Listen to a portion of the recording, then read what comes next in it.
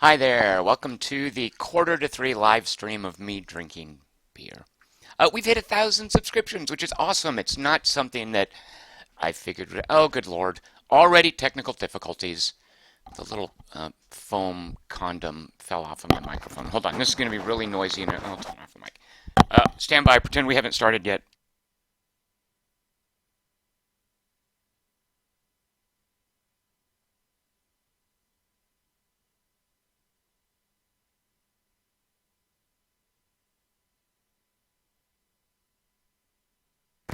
Okay, take two. Hi there, welcome to Friday night's live stream of me drinking beer. If you're not watching this live, you might have showed up thinking, hey, here's a stream of this game, Seraph. What is that thing? Bear with me. You might want to fast forward past all this. This is mainly for the folks in the chat channel here. So we hit 1,000 subscriptions, which is awesome, and not something that I really figured would happen. I just thought this would be like, a channel I started, a few hundred subscriptions. I meant to look up how long ago that was. Shoot, 3 months, something like that. At any rate, my pledge was when we hit 1,000 subscriptions, I'm going to drink a beer on the air. I don't normally drink. I don't care about drinking. It's not like I'm not a teetotaler. Is a teetotaler someone who doesn't drink or does drink? I always find that confusing. Because a teetotaler sounds like you're going overboard. Like it makes me think of someone who's stumbling because they drink a lot. But I think a teetotaler is someone who doesn't drink. And it's not that I don't drink. I just never get around to it. Uh, Tonight that's going to change. Hear that? That's the sound of one of those little metal opener things, like you would open a can of pineapple juice with the little pointy end on one end and the beer top lifter offer on the other end. So here we go. There we go. We have just opened a beer. Yeah, it smells like a beer. Yes, they're confirming teetotaler is someone who doesn't drink. That's a weird word for someone who doesn't drink. Uh, this beer, I've been given a list of beers by my friend Christian Mredlowski, with whom I do a movie podcast. Uh, he has provided, with some help from Alexander Chapman, with whom I did a podcast last week, Milk Stout Nitro. That's what this beer is right here, by Left Hand Brewing. Christian says, I don't know this beer, but you should hard pour it in a glass. Oh, good Lord. Beer comes with instructions now. All right, so I'm taking Milk Stout Nitro, which this is a really boring label. They should put a picture on it of like dynamite blowing up or something. Uh, and I'm hard pouring it, which according to this video, you just like upend. You know those things that you turn upside down and they make a cow noise? You're supposed to pour this beer like that. So here we go. Oh, jeez, Pete. All right, I just poured it into a glass and it. Oh, okay, it's not nearly as bad as I thought it was going to be. I expected it was going to like foam up everywhere. All right, it looks like a beer. It does smell like a beer. Let's jump into this. Yeah, I just flipped it straight into the glass. Here we go.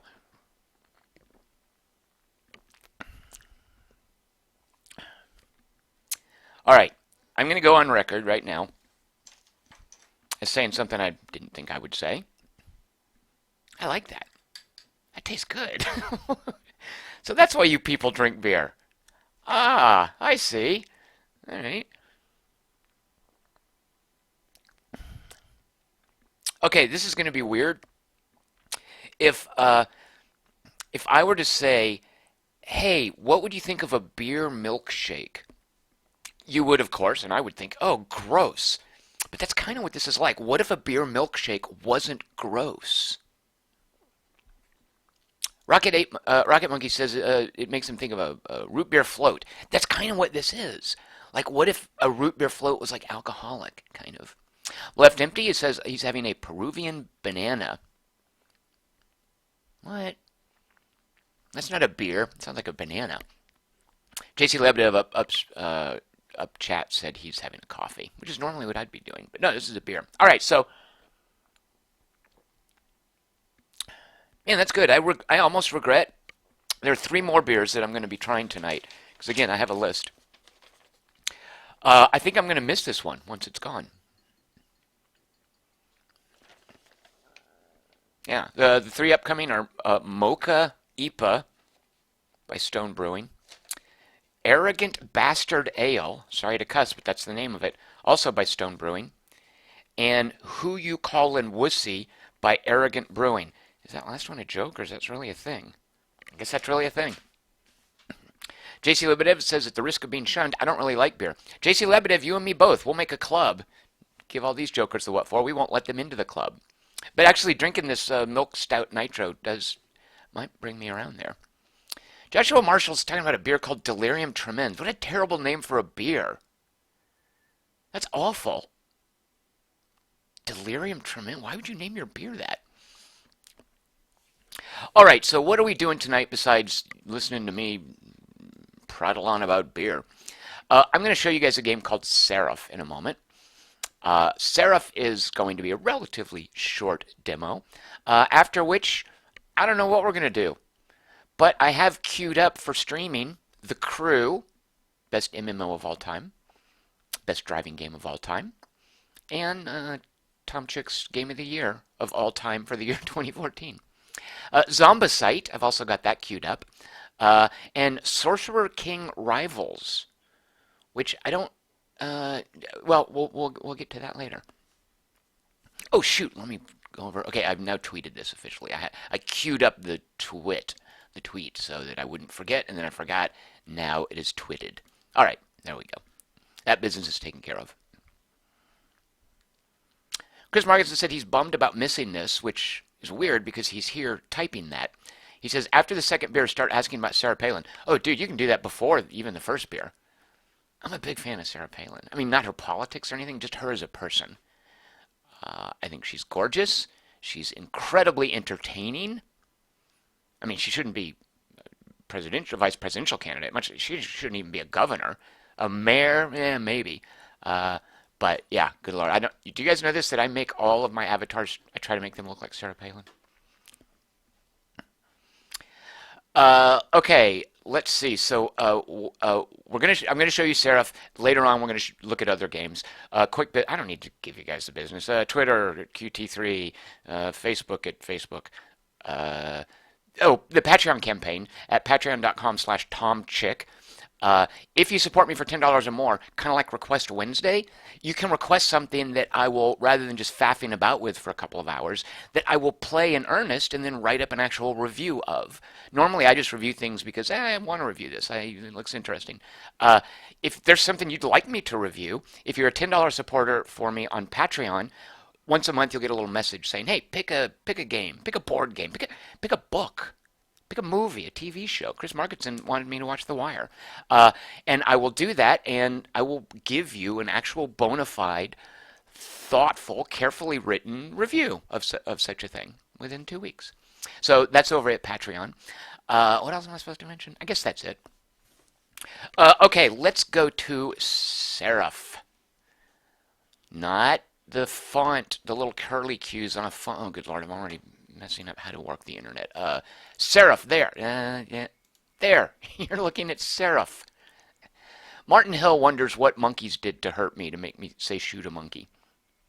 I'm not sure what. I think where that came from. I think my mother used to say that. Is that where that came from? But yeah, I don't. Monkeys never did anything to me. They don't have to do anything. They're naturally creepy, weird. They cause disease. They'll steal things from you, and they're in lots of bad movies. All right, Seraph, which has no monkeys in it. This is a weird game for me to be. That's good stuff. This is a weird game for me to be. Oh, good lord. Chris Hornbossel wrote basically, I shot the Seraph, but I did not shoot the deputy. I might have to steal that as a headline somehow. Rocket Monkey says that's a nice font in the main menu. Ironically, not sans serif. If I had a mouse cursor, I did. Oh no, I don't have a mouse cursor in here. I could show you guys what a serif is. When you are chipping letters out of stone, you have to get it started with a little edge. It's not part of the letter. That's where you stick the chisel in ancient Roman times, and you start chiseling. That's what a serif is.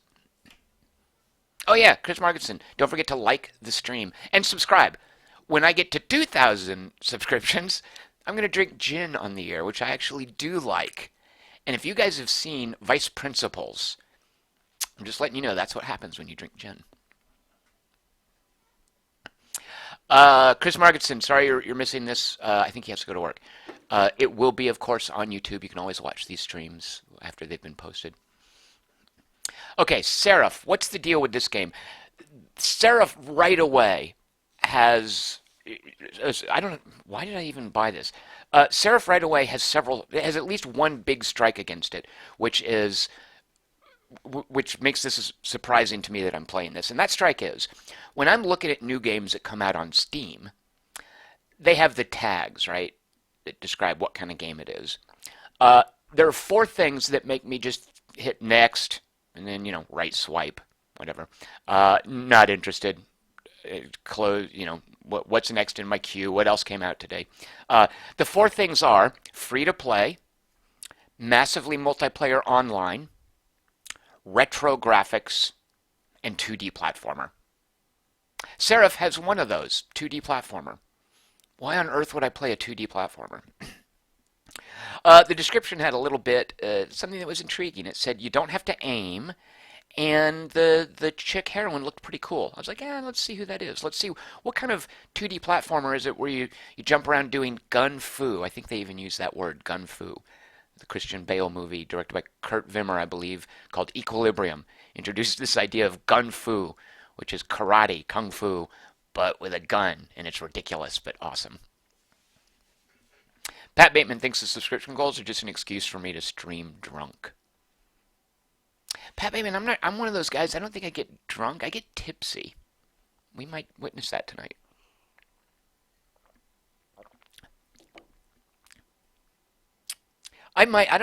This might be a little extreme, but I might actually drink this stuff when I'm not pledged to drink it.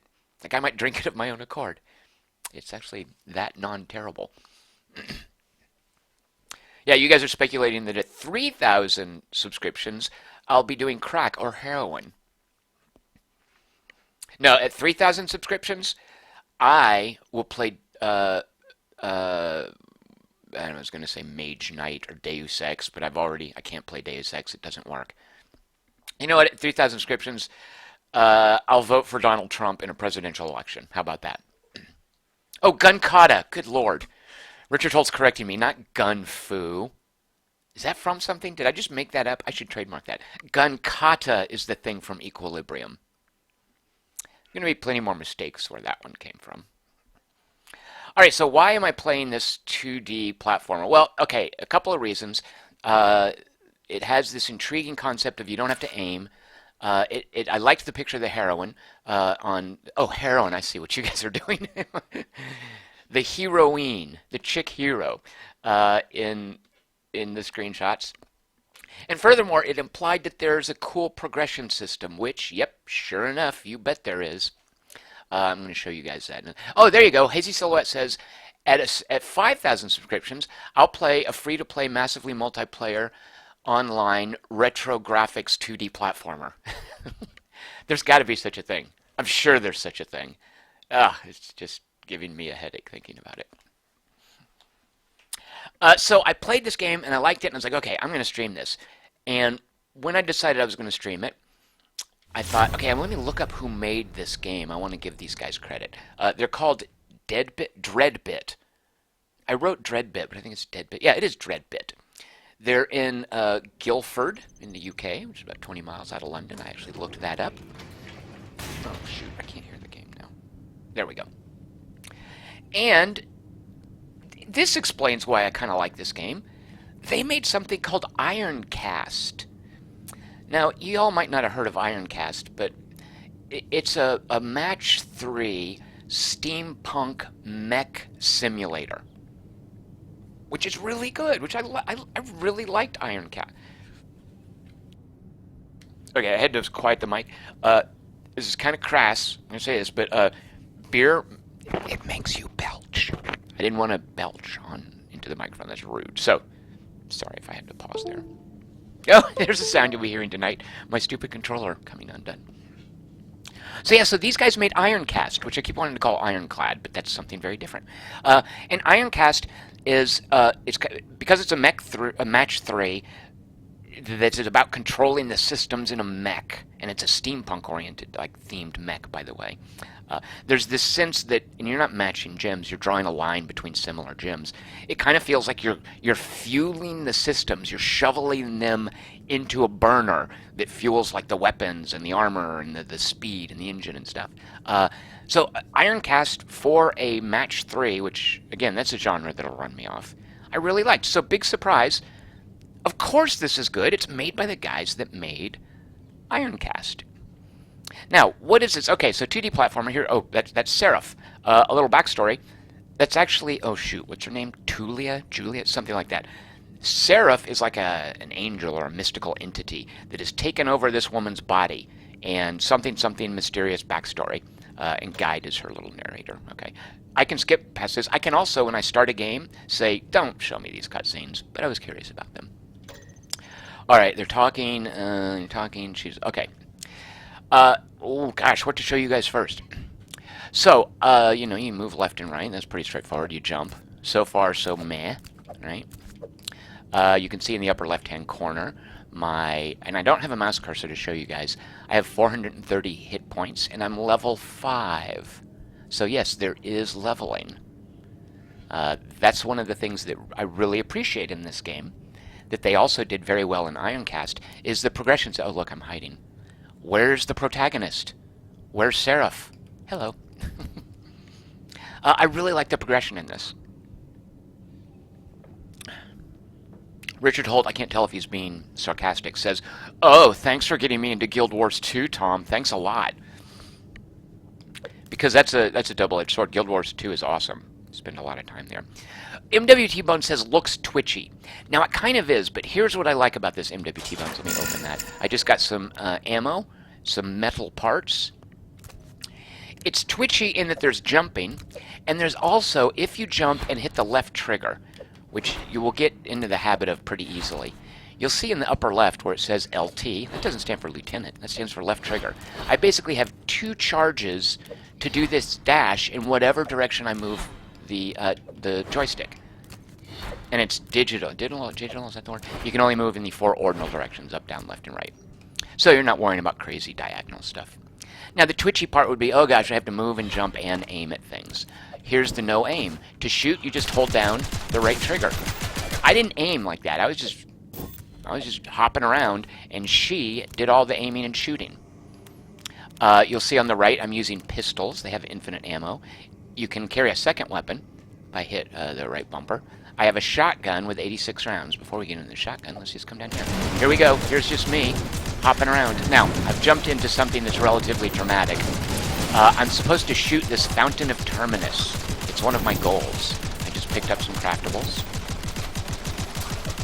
Now look at there. I have 2 pistols. She'll shoot at 2 different targets. And I'm just mashing down the right trigger and trying not to get hit. That's all there is to this. That is what's called an elite. Elites have additional hit points. They might also have special powers. When an elite dies, you have to walk on top of it and pop it with that X button command, where her wings pop out, which explains that she's a Seraph. Now I'm shooting at this. If there's only 1 target, she'll fire both guns at it. If there are 2 targets, she'll split up her shots. So that right there, you might think, good lord, that looks twitchy. No, I was just jumping around. All I was doing was avoiding shots. I did not aim. Now you can aim. There's a way you can control what target you're locked onto. That's way too power user for me. So that looked twitchy. It looked crazy. It looked like, how can you do it? All I did is just not let anything hit me. Here's another elite who just hit me. He does 3 kinds of attacks, one of which is that fireball, another of which is he creates, see on the bottom there? He creates a fountain of fire from the ground. I have to pop him. You saw my wings pop out. Now things get dropped. Straight up XP, you'll see in the lower right hand corner, I just acquired demonic matter.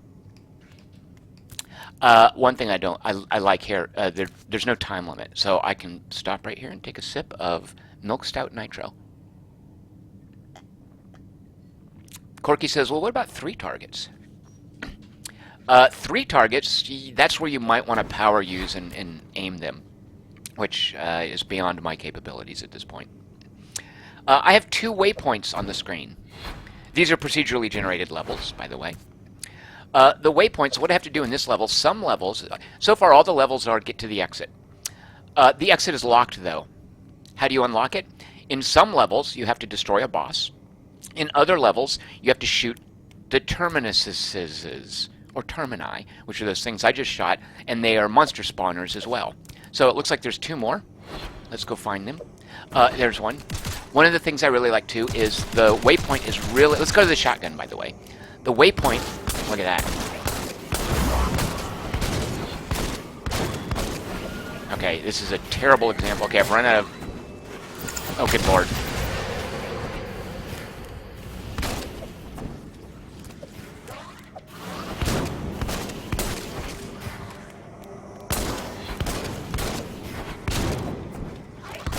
When you do the dash, you are immune to damage.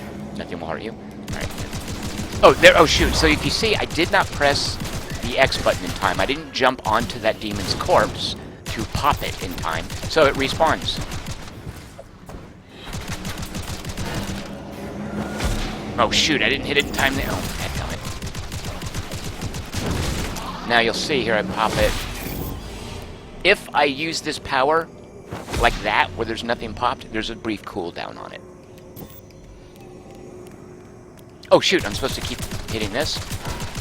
And it will continue to spawn monsters until it's dead, as it takes damage. There, now I've only got 1 left. All around the level, you'll note if in the bottom right, my shotgun has limited ammo. I'm down to 64 rounds, which is a fair amount of it. Hazy Silhouette says, it's basically a retheme of Black Sea Odyssey with a dash instead of a harpoon.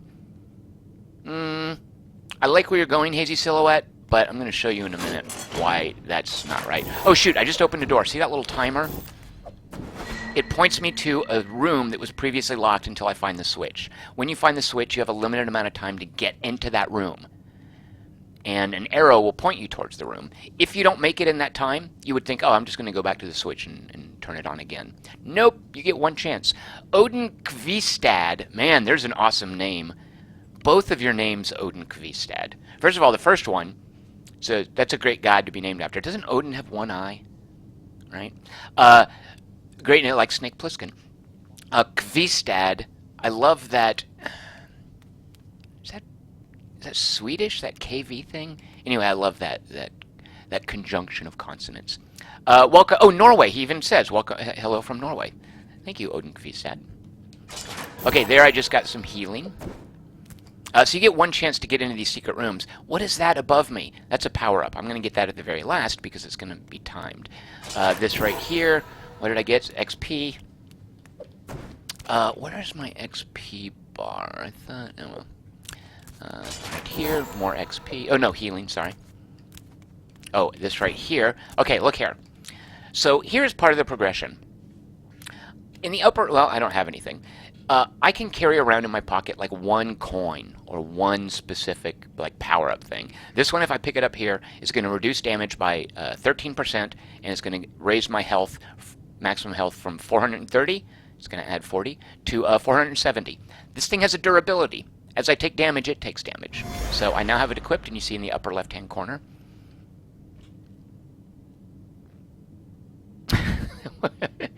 Sid G, doing a little literary humor, says Odin just has 1 eye. Of course, it's not O-D-I-I-N. Very good, Sid. And JC Lebedev says Norway is beautiful. What's a Norwegian movie? I can think of lots of Swedish... Oh, Troll Hunter? Isn't that Norwegian? Oh, sorry, I have to... Hold on. You guys don't want to listen to me belching.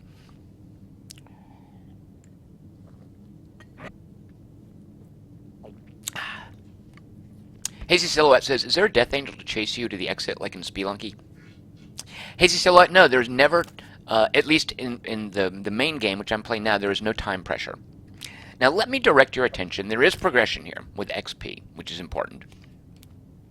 And I'll show you why in a minute with the whole gear and unlocking system. But first, let me direct your attention to the lower left of the screen. Do you guys see that my difficulty, it's at 3.27. That is like a multiplier. As those little white hash marks underneath the difficulty fill up, the difficulty will advance. and that is a little risk-reward measurement. Now, it's automated. I don't have to mess with that. But if I take damage, I start losing the white hash marks. And the game is like the better you are at playing, the more difficult it does. It's this kind of dynamic difficulty setting. Yes, Odin is confirming Troll Hunter is Norwegian. And so Norwegian, right? Like, I really feel like it's one of those rare movies that is proud of its national character, right? Armando Penblade says, Troll Hunter is so good. Yeah.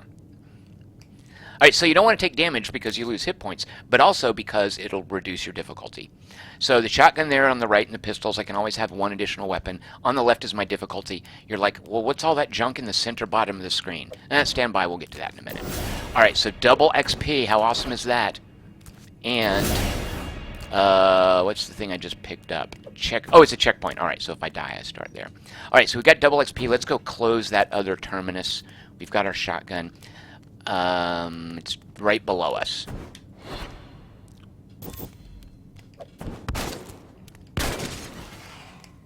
When you kill something, it drops experience point motes. Oh shoot, that hurt. The more quickly you pick up those motes, the more valuable they are. So that, kind of like hitting the X button, encourages you to get in... shoot a monkey! To get in close during battle. There's an elite there. I don't know if you can tell, but when I jump, I can also hang onto the sides of ledges. That's automatic as well. So, oh, shoot a monkey. I didn't pop it in time. Nah, dadgummit.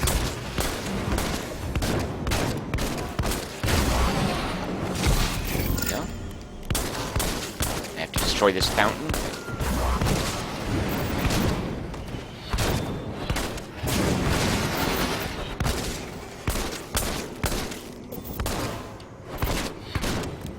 Save my ammo. These little crab things right there, they're the weak dudes. There, so I've now destroyed the second terminus. I'm basically done with this level. I can explore, I can find more stuff if I want. There is progression in this game, of course. Or, I can head straight for the exit. I'm going to head straight for the exit right now. Let me just make sure there's nothing collectible. Things you can interact with, chests and whatnot, they're pretty clearly labeled, and they pulse. It's not trying to hide anything from you. You'll note that was not an elite, so I didn't have to pop it. Were they guarding anything? No. Alright, so I just did a level of Seraph. And see there, like I stick like that, and she'll eventually glide down. Like, there's no, like, crazy jump mechanics where, oh my god, how am I going to get up here? It's super easy to just work your way up a wall like this. And if you're not adept with this whole, like, double... You can double jump, by the way. And, in addition to double jumping, you have your two dashes. So the game makes it super easy to get around. It's not a 2D platformer. Like, there's not a lot of challenging traversal, which I really like. Let me take another sip of beer. Oh, Pat Bateman. Oh, shoot a monkey. You guys... You'll note that's an elite. He has a skull on him. Later, some of the elites, in addition to the skull, you'll see they also have icons that represent what their special powers are. Hazy Silhouette says Insomnia was Norwegian, but Skarsgård is Swedish. Insomnia was Norwegian. I'm not sure I know that. The original Insomnia. I love that movie. Isn't... what's the movie Aberdeen with Stellan Skarsgård and Lena Headey? That I don't think that's Norwegian. It's probably Danish.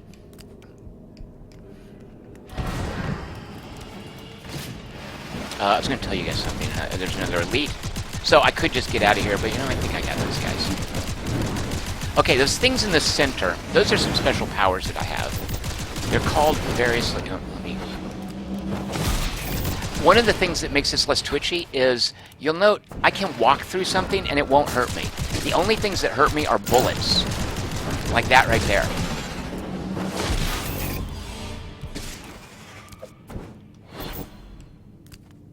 Oh, let's see. So, Pat Bateman says, Oslo, August 31st is a great Norwegian film. I don't know that movie.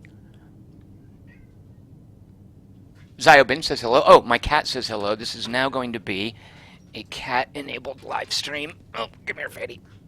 Alright, we now have a giant black cat involved. Sitting in my lap. Alright, there you go. Yep, that's beer. You don't want that. Okay, sorry. What I wanted to do was drink one beer every half hour. I'm falling behind schedule. Oh, good Lord. I can't believe I forgot this as well. Uh, so I'm giving away free games.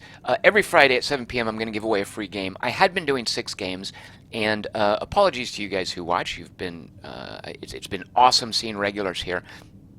But I want to start giving away some of the games to my Patreon campaign once a week as well. So rather than giving away 6 every Friday, I'm just going to be giving away 1. And if you're a Patreon supporter, you could win a second one as well. Just, support me for, what's the minimum in Patreon? Could you support me for a penny? I don't really know how that works. Just get into the Patreon campaign. You can win a second game if you want. I don't mean to be pimping that. Anyway, so today, because it is a 1,000 subscription celebration, and I'm definitely now feeling a little bit of the effects of the beer, I'm giving away 6 games. Of these 6 games, let's see, of these 6 games, I can verify that one of them doesn't suck. I'll read them to you real quick. Cossacks 3, an RTS, Divinity Operating System 2, it's actually Divinity Original Sin, Borderlands 2 Game of the Year Edition. That's generously done. See, I just slurred my words. I am officially tipsy. Generously donated by Chris Marketson, the Borderlands 2 Game of the Year Edition. Hue, H-U-E, not to be confused with Way. You guys know, I see that word and I think Way because it's a city in Vietnam and there was a dramatic battle there. But Hue, this is Hue as in the shade of color. Hex Cells, generously donated by Alex Chapman, with whom I did a podcast last week. And Farm Expert 2017. I have an alarm set here at 7 p.m. I'll be giving those away. Oh, Odin Kvistad is saying, check out Pinchcliffe Grand Prix, a 1975 Norwegian movie. It's like about racing? Yikes. What's it? Do you guys know the movie Bobby Deerfield? That's an obscure one, right? Or Alex Pacino's like an F1 racer. All right, okay. I've showed you guys, okay, all that junk in the middle, I wish I had a mouse cursor, where it says I can press, I'm using a game controller, of course, Y, X, and B to activate something. Those are my special powers. The X always pops like that. And what that does is it just destroys any incapacitated elite. And that's what I have to do in order to actually kill it so it doesn't respawn. The Y and the B are special powers. I didn't really use them yet because I don't want to show them to you. That are part of the progression. I'll show you guys those in a little bit. Did I just say Alex Pacino? Are you guys making fun of me? Al Pacino. And then finally, around the X, the Y, and the B, do you see those? There's weird little icons with 1s above them. And they're 1s for a reason. Those are, I think they're called blessings. Do y'all know Painkiller? Oh, look at my difficulty modifier. By the way, you'll see it's gone up from 327 to 331. Those little cards, those little icons, those are called blessings, and they remind me a lot of the tarot cards in Painkiller. You guys played Painkiller, right? Everybody played Painkiller, and you played to the end, right? Painkiller is one of the all-time... Oh, you know what? I just thought of something. Painkiller. I am putting together a collection of what I feel, this is always a subjective thing, are the 25 best games of all time. And I've likely reviewed all of them, so I want to put together for my Patreon supporters like a PDF of, hey, here's this, like, just have a PDF if you ever want to thumb through what I think are the 25 best games of all time. Here are reviews and little intros written for each of them. I think Painkiller belongs on that list. Oh, shoot. All right, so let's get out of here, and I'm going to show you guys the progression system. Should I go get a beer first? Let me get another beer first. Well, let me finish this one. Man, this is really good. Stephen Smith says, I hated Painkiller. So, Stephen Smith, I'm afraid we're going to have to ask you to leave. No, Stephen Smith, awesome to see you here on the channel. I don't know if you've been here before. I know who Stephen Smith is. It's very cool of you to be here. And if you want to hate on Painkiller, by all means, have at it. You're only hurting yourself. JC Lebedev, speaking of only hurting yourself, says, I've never played Painkiller. Richard Holt, as far as a volume of the 25 best games of all time, says, oh, Bloodborne's #1, right? Oh, what the? They can do that? What? How did he just respawn? I didn't know if I sit here long enough, these guys are going to show up.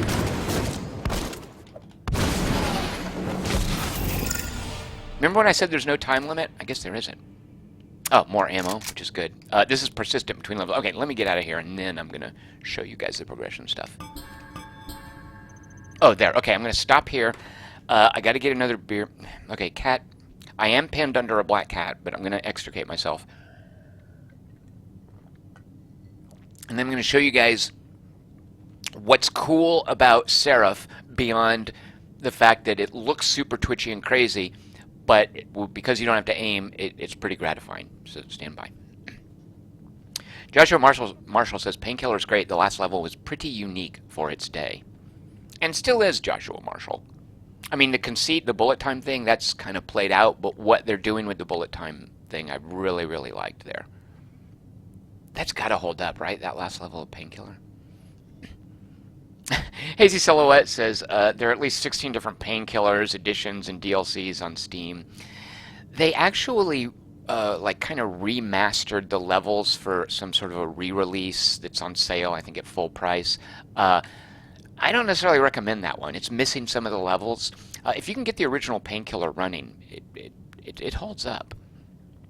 All right, here we go. I don't know if Alex Chapman is in the stream, but Alex Chapman, you've done good. So Milk Stout Nitro, that was the first beer. Let me get the second one. All right, so stand by. I will be right back. Yeah, I'm not even going to tab to the standby screen because it's just a matter of me going to the fridge. All right, Kat, you sit here. All right, I'll be right back.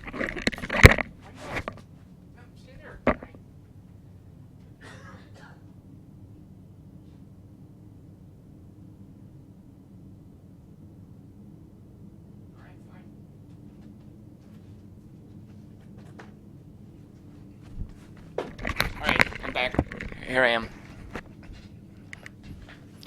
Okay. Did I warn you guys at the outset that we're not just playing Seraph today? 4 beers, 4 games. Alright, this is, let me refer to my list, Mocha IPA. I'm actually just joking. I know that it's IPA. Mocha IPA by Stone Brewing. My roommate, Christian Malanowski, says it's his favorite brewery.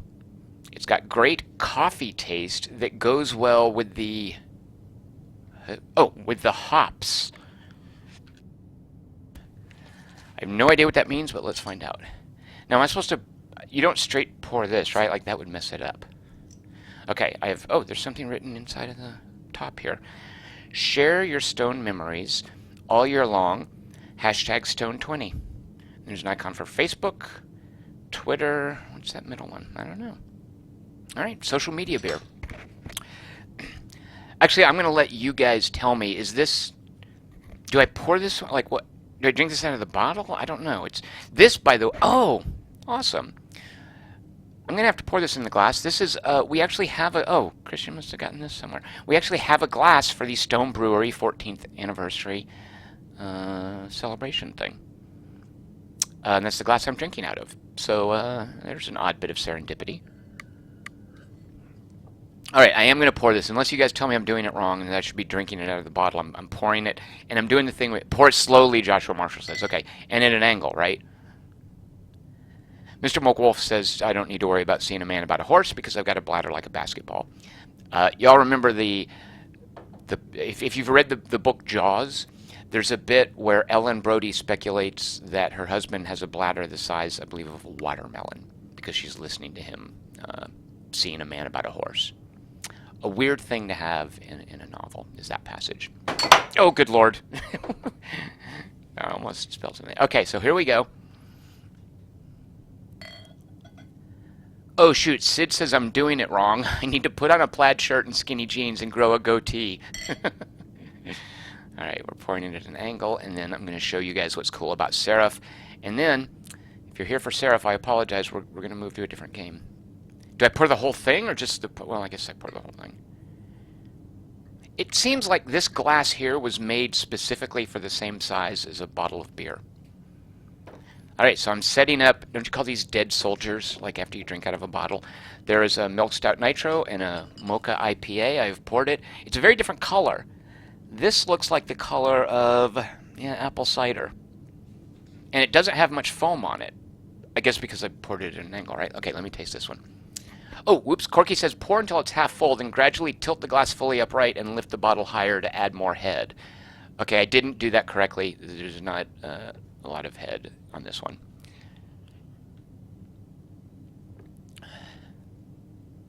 Okay. Yeah, this is that's weird. That is a weird taste, and it's also way more carbonated. One of the things I did like about that milk stout nitro is it was more Guinnessy in the, I don't even like I kind of like Guinness, but it was more Guinnessy in that it wasn't all bubbly. This is definitely a more bubbly one. Oh, Douglas Tibb said it should be straw colored. I like that description, Douglas Tibb. Oh, you guys seem to be worried about the well-being of my PC. If I were to like knock this beer over and it would go all over the place right now, the only thing it would ruin is my keyboard. So the PC is over to the side. Yeah, it's weird, and it has I guess it's what Dingus, or what my friend Christian would call it, the coffee taste, but I don't know what to make of that weird kind of tang. It's kind of a tang. That's probably not the technical term. Huh. Richard Holt, who's apparently not American, says, "You Americans and your carbonated beers. Terrible." I tried to read that chat message in the same tone of voice I would read a Donald Trump tweet. All right, let's polish off this Seraph game here. Let me tell you. Okay, so now we're going to get some story. Seraph, who... Okay, so what I like about that heroine right there, here, a warning for SJW triggers. I like that she's a black woman, I guess. She's not like super pale. I mean, she looks like a black woman. I don't really know if that's what they're going for. But it reminds me of... Dadgummit, I knew I was going to do this. What's the name of the heroine in the Vita Assassin's Creed game, where you're in New Orleans and you are sometimes wearing a gown and you're carrying a parasol that has a poison dart in it? Justine? Shoot, what was her name? Here I am talking about how she was a great protagonist. She even had this dude who had a crush on her who was her shipping secretary. Like the sort of the meta strategy level in that game is you run a shipping business. What was her name? Dadgummit. It wasn't Libertine. So, someone help me out here. At any rate, I look at that picture of Seraph, and again, that's not Seraph. Seraph is an entity inhabiting her body. And I think, yeah, it's like the heroine, Assassin's Creed Liberation. Oh, Douglas Tibb says that tang is the heavy amount of hops that make it an India Pale Ale. Oh, that's what IPA stands for. India Pale... Why is it called India Pale Ale? Huh, alright. Okay, so she's talking to Guide. Let's see, it's a... So, calls itself Harold. What? Alright. Okay. Okay. Alright, I'm exiting the level, and I'm not going to show you guys. Aveline! Thank you, Richard Holt. Where'd I get Justine? It kind of rhymes. Alright. This is the campaign. In the campaign, you go through a prison level, and then you go through a tower, and now I'm in administration. And they're all procedurally generated. I don't think it really matters what they're called. But when you start up the campaign, you can choose normal, hard, or insane difficulty. And that determines what that little difficulty multiplier starts at. On normal, it starts at 0.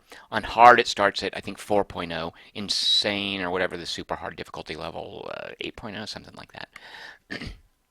So this is a game built to be played over and over to progress your character. And here's where I find this super gratifying. Just as Dreadbit in Ironcast, they had a match 3 that fed into a bunch of different systems that represented a steampunk mech, and around it they put a really cool sense of progression systems. This is a 2D platformer with that whole gun kata thing where you don't... Cool aiming happens while you just worry about the moving, and there's not complicated, prohibitively difficult traversal. There's no jumping puzzles. But around this, just like with Ironcast, they're wrapping a really cool progression system. So let me show you guys that progression system. It's telling me right now if I continue, it's just going to go to the next level. Save and quit, main menu. Let's look at upgrades because I can now afford a new upgrade. Upgrades are, and don't worry about these terms, it looks a little, this is all thematic stuff, oaths and transmutation. Let's look at oaths. Oaths. Oh, actually, no, let's not look at those yet. Let's look at transmutations. Here is, do I have a mouse cursor? I'd love a mouse cursor. All right, I don't. On the right are all the different, what you would call mats, or crafting materials, or collectibles. Oh, hold on. Sorry, I had to belch. Uh, and those components, I actually know from if I do this, I can tab through all what they all are. It sort of explains. Different creatures have, like for instance, those little crab things. They'll drop scything talons. I have 7 of them. If I need more of those, kill crabs. These are all the different enemies in the game, and there are only, what is that? 1, 2, 3, 4, 5, 6. There are 6 different enemies, and they all have distinct behaviors. And as you will see, I could look this up in the codex if I wanted. They'll have distinct attacks as well. What mixes it up is that sometimes they'll be elites, and sometimes elites, and this is clearly demonstrated with icons, kind of like in Diablo, will have special additional powers or attacks. So as you're killing, oh, Hazy Silhouette was hoping I would compare Seraph to Lady Exton. Lady Exton was kind of like Aveline in her her gown with the parasol, right? And Lady Exton, that game, I think it was called The Adventures of Lady Exton, whatever. That was a 2D platformer that, again, I was curious to look at because it had a cool protagonist. I was like, wow, that's a cool little design. I like that. Let's take a look at what they're doing. What I discovered was a worst-case scenario 2D platformer. Basically just jumping puzzles in a dippy little shooting model. Here is then the progression. Transmutations are where you take these components that you pick up, and these are drops during the game, and you translate them into weapons. You guys know what those are. Wards, which is like where I picked up that, what was it, whatever it was I have. It was a Jasper coin, I think. And miracles. Miracles are the special powers. Like the one, I didn't show you those yet, but they're bound to the Y and the B button. Whenever you go into a level, you can equip 2 of these miracles. Think of miracles as spells, wards as passive bonuses, and weapons as weapons. So when you start the game, you don't really have many of these unlocked. To unlock more stuff, let's look at the weapons. You have to pay, and I've actually unlocked most of the weapons down here. I've actually unlocked every weapon. The only thing that's left to do is to upgrade them to the 2nd level. And I don't know if it goes beyond the 2nd level. Does it just stop there? Now you're saying, oh, look at all those weapons. How come you didn't use the railgun? The railgun is awesome in this. Look how good. Why didn't I use that? Because I love the railgun. You don't. When you research this, you don't get to equip it. There's no guarantee that it's the weapon you're going to get to use because you find weapons in. Does it say in here? No, it doesn't say. And look at those stats, by the way, on the right. Those little bar graphs. Clear information about here's why you would use this weapon over that weapon. Here's how it will change if you improve it. Like if we go to the upgraded railgun, right there, you'll see it just does a little bit more damage. These weapons that I have quote-unquote unlocked will be found in lockers. I will never find on the level a railgun until I pay to unlock the railgun, which is what I've done. If I pay for the level 2 railgun, the Mark II, then whenever I find a railgun, it will be Mark II. Hey, I should get this, right? You'll note I can't because those little blue crystals, and those are the base. That's the base currency in this game. I need 375. I've only got 274. And those crystals are called terminescence, and lots of things drop it.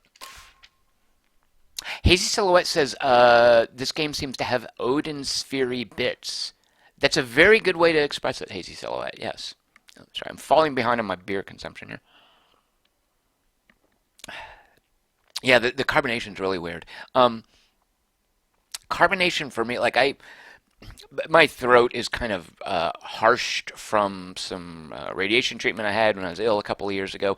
Carbonation for me is particularly weird. Like it feels different. There's a lot of scarring in my. Is this TMI? Sorry. There's a lot of scarring in my throat that affects what I can taste and feel. Carbonation just feels really weird to me when I swallow it. I used to love Diet Coke. Who doesn't? Everyone has their favorite diet soda. I it's just weird for me to drink now, like diet sodas, because of the carbonation. So this one is kind of hitting my weird carbonation trigger. But I can see how the taste might grow on you. Yeah, okay, good. Excuse me. Sorry to cough. So let's say I really want the Mark II railgun. First of all, there's no guarantee I'm going to get it in any given level, but if I want to make sure it's Mark II, I'm going to spend it requires the Mark I railgun from left to right under components required. I have that. I'm going to need 375 terminescences. I have enough. I happen to know that stuff is called demon flesh. I have enough metal parts. And then finally, that purple curly Q, that is dropped by, I'll show you guys. I think it's like a tail. What is it? That is dropped by these things. Oh, a twisted horn. So I would need to farm, quote unquote, more of these guys before I want it. Armando is asking if I'm still on the milk stout. Nope, Armando, this is the Mocha IPA from Stone Brewery, which my friend Christian Marlonsky says is his favorite brewery. So here's how you get better weapons and different weapons. You have to find them in the level, and you have to have paid resources to unlock them. That's one part of the progression system. These wards are passives, and these work the same way. I don't research this and then immediately equip it. Instead, I will find it in lockers on the level. I will never get a diamond ring. You know, what does a diamond ring do? Physical damage, unholy damage reduction, and okay, so just an across-the-board good thing to have. I will never, I think, find this, until I unlock it. What I will find are these things. And then when I find it, I can equip it, and it sticks with me. I get to keep it until its durability stat, and I think they're all 40, runs out, and that happens from me taking damage. So they're great passives that protect you from damage and give you additional health. Those are wards, aptly named, right? A ward. Miracles, kind of aptly named, they're the spells. Look at this, a comet. I already have Embrace 1 that I really like. A light well, I don't have that. A sigil, and there's the text telling me what it does. I have the orb, this would upgrade my orb. Look at all the terminescence it requires. I have 247, it takes 1,000. Repel, I have that. These are the ones that I do have. I can, does it show which ones I have equipped? No. I can equip any two when I go into a level. The two that I have equipped, you always have Smite equipped, by the way, because this one is mandatory for popping the elites before they regenerate. You will always have Smite bound to the X button. The Y and the B button is totally open. I think I have a Repel equipped. That is a great way. You just tap it and it pushes away not only enemies, but projectiles.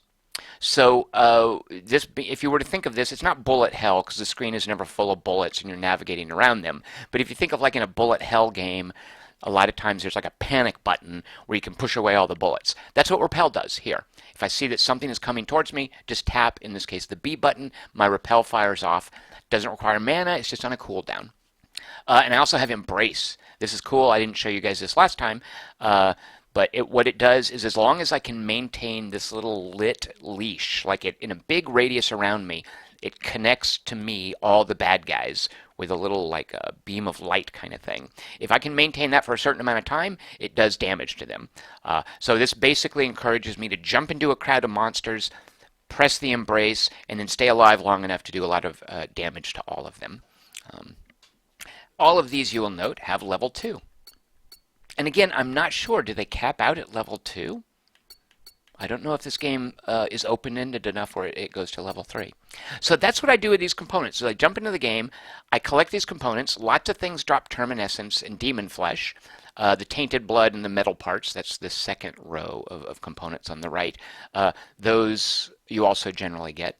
But then the bottom ones you only get from specific monsters. The very bottom ones that look like kind of crystals, those, Alex Chapman is dropping in to say hello because it's his fault / to his credit, and I would go with to his credit, that I drank that milk stout nitro. That was good. Enjoy your guests, Alex Chapman. Alex Chapman, I don't know why you guys aren't sitting around a computer watching this stream with your guests. I mean, what else do you guys have to do? All right, so let me show you guys, and then we're going to move on to something else. Those little crystals at the bottom, What are those? What the heck are those? Because if I were to go through here, nothing requires those crystals. Those, wait, is that? Yeah. Those components never show up in any of these transmutation recipes. What's up with those? All right, now it's time. So this is like the grinding aspect of the game, and I don't think grinding is a bad word. If you enjoy a game, grinding is something. It basically is synonymous with playing. If you don't like the game, grinding is bad. If you do like the game, grinding isn't necessarily bad. So just by playing the game, I'm going to get these components, and I'm going to upgrade the weapons I find, the wards I find, and the miracles I can slot. There are two more bits of progression I want to show you guys. First is oaths. Now this one's a little complicated. Oh shoot, I'm falling way behind. I'm going to give away 6 games in a few minutes, of which I can verify one doesn't suck. All right, oaths is weird. Oaths is the equivalent of a talent tree, say, like in World of Warcraft or something. Let me hop in here. There are 3 kinds of oaths. Munitions, which affect your shots, you know, the damage you do with your weapon. Defenses is defenses. And then holy has to do with your different abilities and sort of the miscellaneous. Each of these has tiers. Now you see 3 things here, and you see 2 of them on the left are tier 1, and 1 on the right is tier 2. Well, that's kind of pointless. Why are there 3 things but only 2 tiers? Because if I use the stick, you'll note it goes all the way to tier 5 at the top end. Each of these has this crazy powerful tier 5 bonus. Yeah, look at that. Each time you kill an enemy, you heal a certain amount. With munitions, tier 5. Increases the chance bullets will pass through a target. Okay, piercing. It gives them super piercing where you'll hit multiple targets with one bullet. And then holy tier 5. The initial attack on an enemy causes holy damage. So holy damage, there's not crazy damage types. There's physical damage and holy damage. Physical damage is what bullets do. Holy damage is what spells do. Origins touch, the tier 5 level on the holy oath tree. The initial attack on an enemy causes additional holy damage equal to a percentage of its maximum health. That doesn't sound as sexy as the other ones. But at any rate, you'll see, if I want this tier 5 oath, it's locked. Why is it locked? Because as you can see at the bottom, I have to spend 100, and that icon might look like a downward arrow, not a downward arrow. Not at all. That icon is on the bottom of those 2 columns on the right. It's representing those things, and they're called shards. So if I want this tier 5 holy thing right here, and there's the alarm telling me to give away free games, which I'll do in just a second. I need to spend 100 crystals in holy oaths. All right. Thank you, iPad. How do you spend 100 crystals? That's silly. All right, I'm going back to, just go to munitions. Let me just real quick. Here's how the game starts. Look, I can't spend anything in tier 2 oaths until I've spent 10 crystals worth in munitions oaths. That's this tree, basically. And I start with tier 1 and with these tier 1 oaths unlocked. Split fire means I do increased damage when I'm shooting at 2 separate creatures. Critical accuracy just gives me a critical hit bonus. And you can see at the bottom where it says common, uncommon, rare, epic, and supreme, I can clearly see the numbers. So how do I enable common, uncommon, rare, epic, and supreme? With it selected, I just hit the A button. I'm going to place a shard. And it's going to give me shard points in this tree. So let's enable a critical chance. Here are the shards I have. And don't be daunted, but don't be afraid of these names. They're kind of goofy. Lithios, Phodios, Talios, Kelios, and Ardos. They're basically common, uncommon, rare, epic, and supreme instances of that component, shards. I have 2 Lithios and 1 Talios. Each Lithios, common shard, is worth 3 of those points, whereas a Talos is worth 27 of those points. How did I get that Talios? Well, these are drops, Lithios. If I get 3 of these, I can craft them into a Photios. If I get 3 Photioses, I can craft them into a Talios, and onward. So as I collect these, there's a sort of an exponential accumulation where I can either have multiple of them or I can concentrate them into one specifically powerful one. So in this instance, I've just got 3 shards to slot. Let's put Talios in the critical accuracy, and you will now see, because Talios represents rarity, I've got a 6% chance at a critical hit. Furthermore, you will see, look, Tier 2 is unlocked because this thing is worth 27 points. So I have, and I think it says that somewhere, yeah, at the top left it says total shard value in munitions 27. I have 27 points of shard power here. So not only did I unlock Tier 2, look, Tier 3 is unlocked. So let's say I really like my shotgun, I want to be a shotgun specialist. I can now slot, I only have 2 of these lithios, a lithios. And because it's common, it's going to give me a plus 2% damage increase. So now I have a total of 30 shard value invested in munitions. And with these 3 different spell trees, how did I get a point in academia? Oh, I guess I didn't remove that. With these different spell trees, I can spec my Seraph different ways, and you can freely remove and add these and craft them and put them together. So this right here is, whereas the transmutation stuff, which gives you upgrades, that's all about collecting and spending from a pile of resources. Oaths are about one specific resource that you will consolidate or spread widely amongst rarities, and you'll find higher rarities at higher difficulty levels to work your way up these 3 skill trees. And these are 2 very important tracks of progression in Seraph, and they totally have their hooks in me. Like in transmutation, I really now want that level 2 railgun. That looks pretty awesome. These miracles, what do these spells do? A comet? Seraph plummets toward the ground at incredible speed, causing holy damage with an additional 1 for every meter traveled. The farther she falls, the more damage she does. Casting Comet whilst already on the ground only causes a little damage and an 8-second cooldown. What if I really want that? Well, I've got to save up a bunch of Terminescence.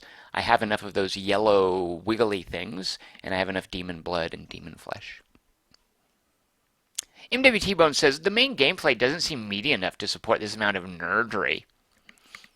That is a fair point, MWT, but like it's not... I'm not sure what you would mean by meaty enough. It's not turn-based, but it's not twitchy. I'm not aiming. I'm just traversing, and while I'm holding down the button, she fires automatically. She won't fire through things. So your accuracy is based on holding down the button at the right time, and accuracy can be important.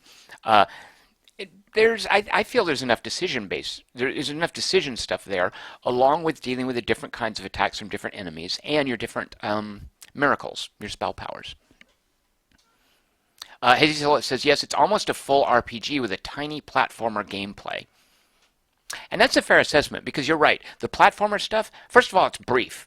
Doing a level, I took my time there before, but you can do a level in a couple of minutes, right? You can jump in and do a level, and there's a kind of familiarity. It's not changing up environments and different enemies you meet. It's basically built to be familiar and brief, to get you more quickly to this upgradable stuff. And then finally, let me show you the final progression track here. And then I'm going to give away 6 games, I promise. So if you're tuning in just for the games, apologies. Give me 5 more minutes. 3 more minutes. All right, blessings. These look like tarot cards from Painkiller. I love these blessings. Here are 4 blessings. You'll note I put 2 points into Sacred Projectiles, only 1 point in each of these. These aren't the only blessings in the game. Every time I level up, and transmutations and oaths are based on gathering components that monsters drop. This blessings is based on leveling up. This is where the experience point system kicks in. Every time you level up, it's going to randomly choose 4 blessings from a pool. So far I've seen, I think, 12? From a spread of, and they look like cards, right? From a spread of these cards. It's going to randomly choose 4. When you level up, you can add a point to one of them. And then, in any given game, I'm going to go back to the main menu. Whenever you play a level, you can, oh, where did the blessing slot go? Here's where I select my miracles. These are these spell powers I equip.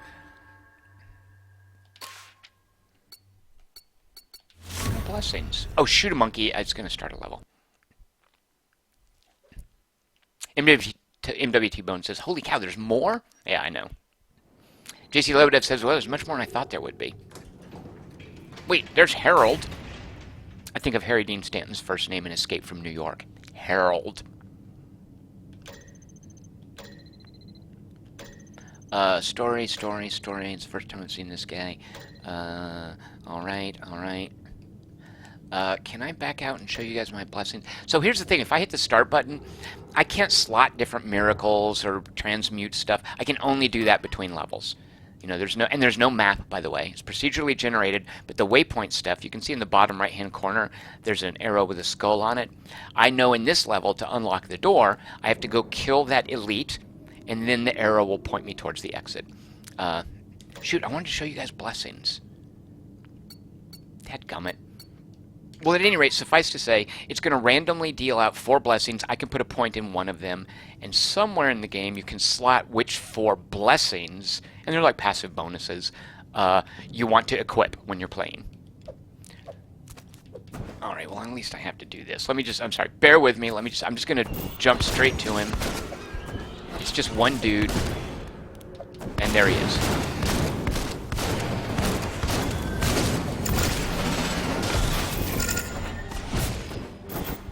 Was that him? No, it was not. Sorry.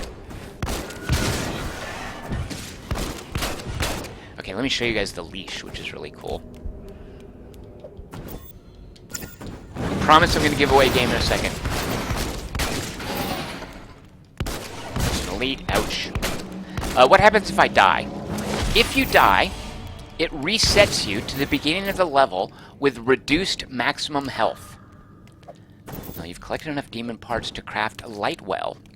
So it's telling me what... Okay, there's the elite. Is that the one? Yeah. Now, you see those icons? There's the big skull in the middle with a couple of skulls next to it. Those represent extra hit points, how tough he is. The little hoop and the lightning thing, those are special powers that that guy has, that normal creatures of his type do not have. And you'll also see he has 3 segments. Let me leash him. See, that's a leash. If I maintain it for a certain amount of time. He has 3 segments. Each segment has to be popped separately. Which is relatively easy with a shotgun.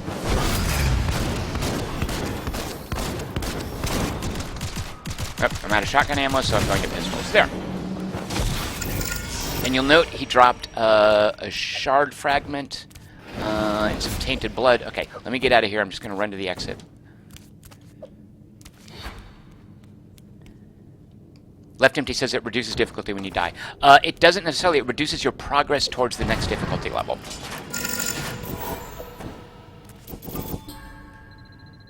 Cutscene, story.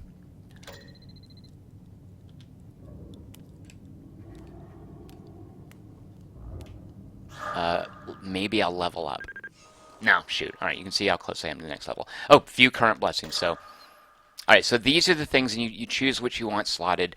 This is one. So this adds to my basic bullets. Damage over time. Remember, there's only 2 damage types. There's physical and holy. This adds holy damage as a damage over time bonus to my regular shots. I put 2 points in here. It goes up to level 5. What is this? All damage. Oh, blink whenever I do that special movement thing. It adds a damage bonus briefly right after the blink. Left empty says, are the drops tied to difficulty? Absolutely, left empty. They are absolutely tied to difficulty. Blessed ammunition, a 10% chance bullets explode for additional holy damage. So that's kind of like a second level of crit hits that I could get. And healing exorcism. Here's the one that I would love to put points into, but you never know when you level up which 4 blessings it's going to deal. That's random. There's no guarantee that healing exorcism is going to be amongst the 4 blessings into which I can put a point when I level up. So this is where when I hit something, when I pop one of those demons, those elites, I also heal up. So ideally, I want to level this blessing up so that I can get some healing in after I fight tough guys. So this is Seraph, and it's telling me that I have new upgrades that I can pay for. I, of course, got... Let's see, what did I get? Yeah, I got a... Oh, okay, I'll just show you guys. Sorry, I'm probably way more excited about this game than you guys are. Let's put that in. So the pistol's your default weapon. So, all right. You'll see that I have 3 lithios, and those are common. So if I equip this, it's just going to add 2% damage to my pistols. However, if I combine these 3 lithios, which I'm now going to do, I now have 1 photios, which is an uncommon, and it gives me plus 4%. Furthermore, it now means in the munitions tree, I've spent a total of 39 shard points, which will unlock. Is that tier 4 unlocked yet? Not quite. I need to spend 6 more shards to unlock tier 4.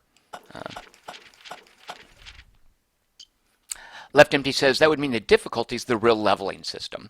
Kind of, yes, yes. And when you start a new game, you're choosing normal difficulty, which is it starts with a modifier of 0, hard, which is already at 4.0, and I think there's a higher one called insane or something, which is like at 8.0. And I can also buy a transmutation, which, what did I unlock? Oh, a new miracle. And it even gave me a message, if you recall. Oh, I could get the comment, but then there's Lightwell. What does Lightwell do? Seraph summons a Lightwell at the ground directly below, reaching up to the ceiling. Enemies that pass through it take a lot of holy damage. And there's a longer cooldown time on that, and Comet is where she drops down. And remember, I can only have 2 of these equipped at any given time. So, all right, that has been Seraph, made by a developer called Dreadbit. They also made a really cool match 3, and those are words you don't hear together very often. Really cool match 3, called Ironcast. And whereas normally I would not be interested in a match 3, I really liked Ironcast. Normally I might not be interested in a 2D platformer, but I really like Seraph because of the gun kata conceit, where you're not having to aim. You just focus on moving around and using your spells. And I love this progression system. I'm a sucker for this sort of thing. So, oh, I should tell you one more thing. I'll just tell you about it real quickly. In addition to that, I'm playing through the campaign. They're procedurally generated levels. There are also daily challenges. Every day there's a level set up, and you play through it, and you register a score on a leaderboard. Today's daily challenge, super difficult. You have to kill 30 demons, and the time it takes you to kill them is your placement on the leaderboard, and you get a bonus depending on, at the very bottom there, how little damage you take. This is a hard one. If I play it, as long as I complete it for participation, you'll see on the left, I'm going to get one of those shards and a bunch of that terminescence. Depending on how I place on the leaderboards, I might get additional bonuses. And then finally, there's a weekly campaign mode, a survival mode, that sets up the procedurally generated levels in a campaign so they're the same for everyone. And you have a week to play through it as far as you can get, and depending on how far you get, you also get a reward. All right, apologies for taking so long. I'm going to give away some games as soon as I see a man about a horse. We'll be right back. Stand by.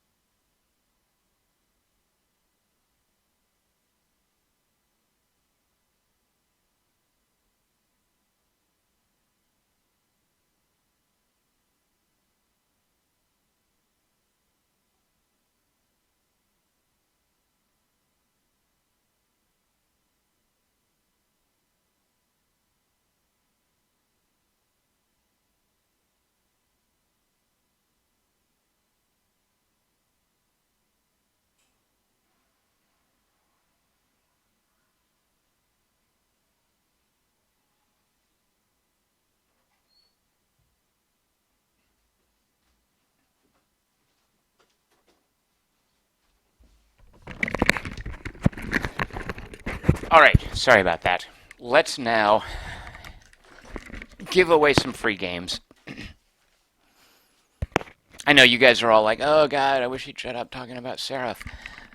But I really do like it. And I also appreciate that it's a short time commitment. You can jump in, play a level, it's over super quick. Even if you fail, you have done some progressing. You've got some XP, some resources.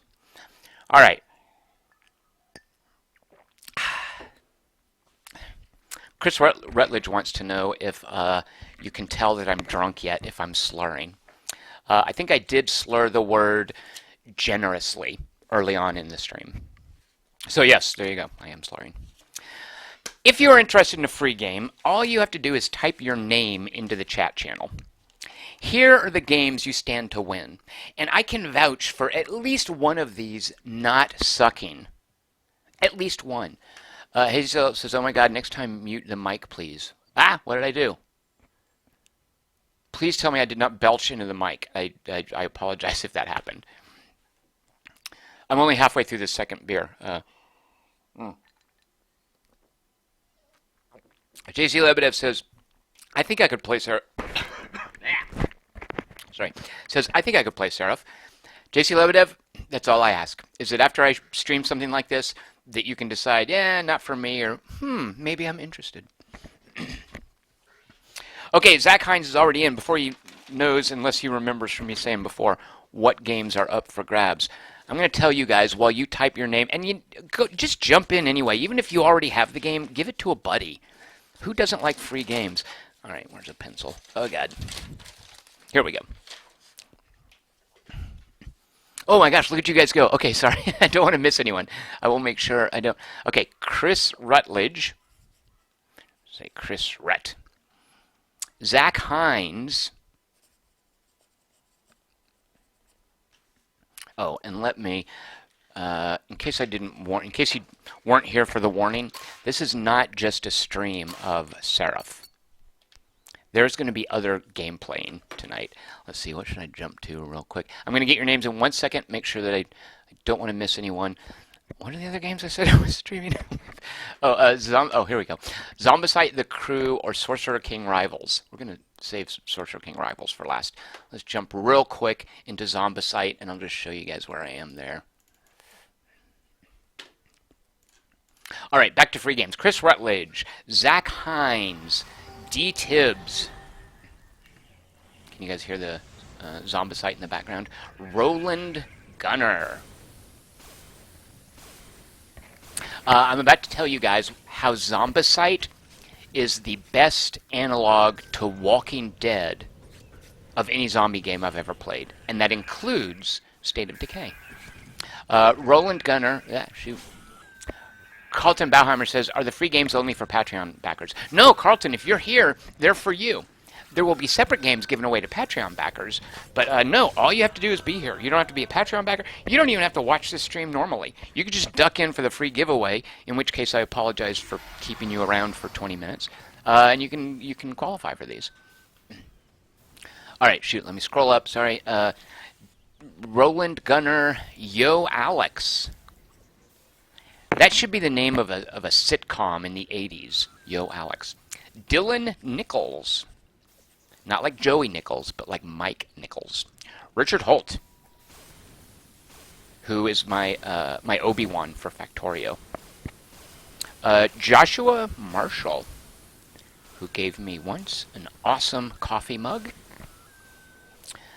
Zyobin, which sounds like something that, if symptoms persist, see your doctor. Joe Wotas. Joe, I don't think I've seen you here before. Welcome. I like your last name. Joe, is that Polish?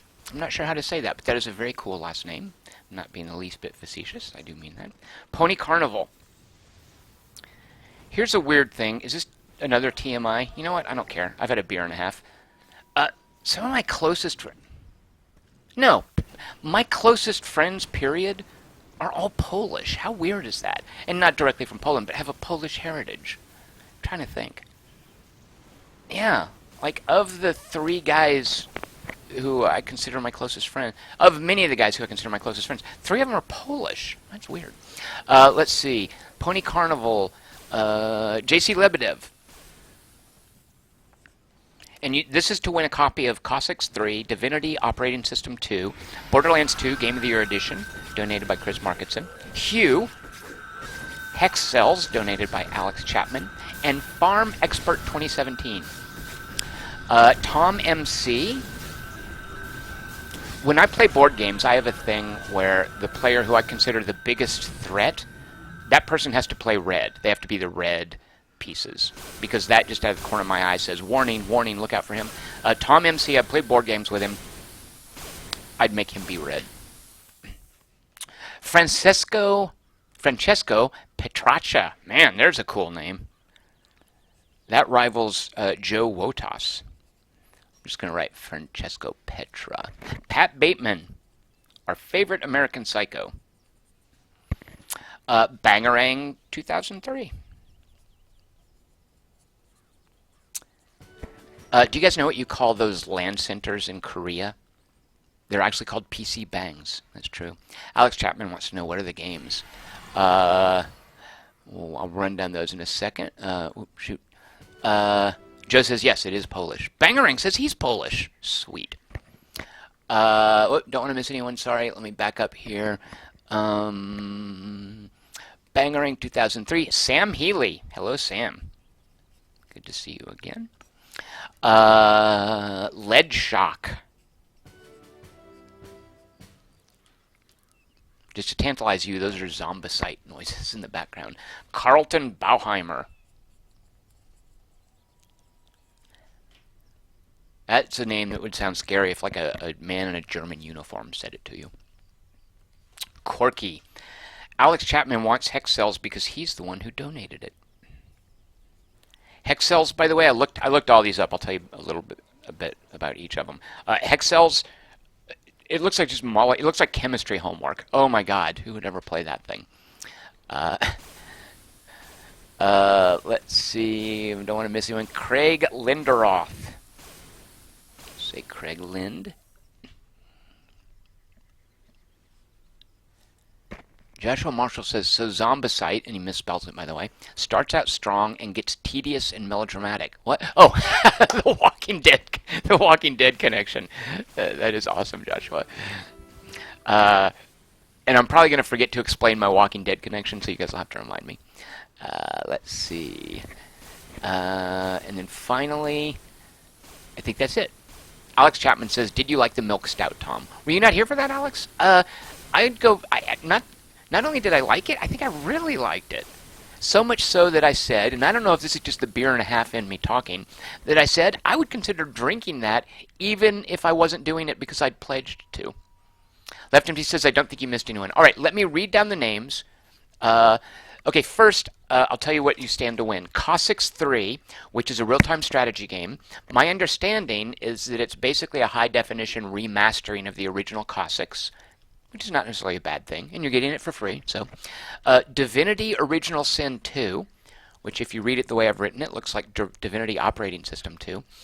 It's in early access right now, but Divinity Original Sin is a super cool tactical RPG.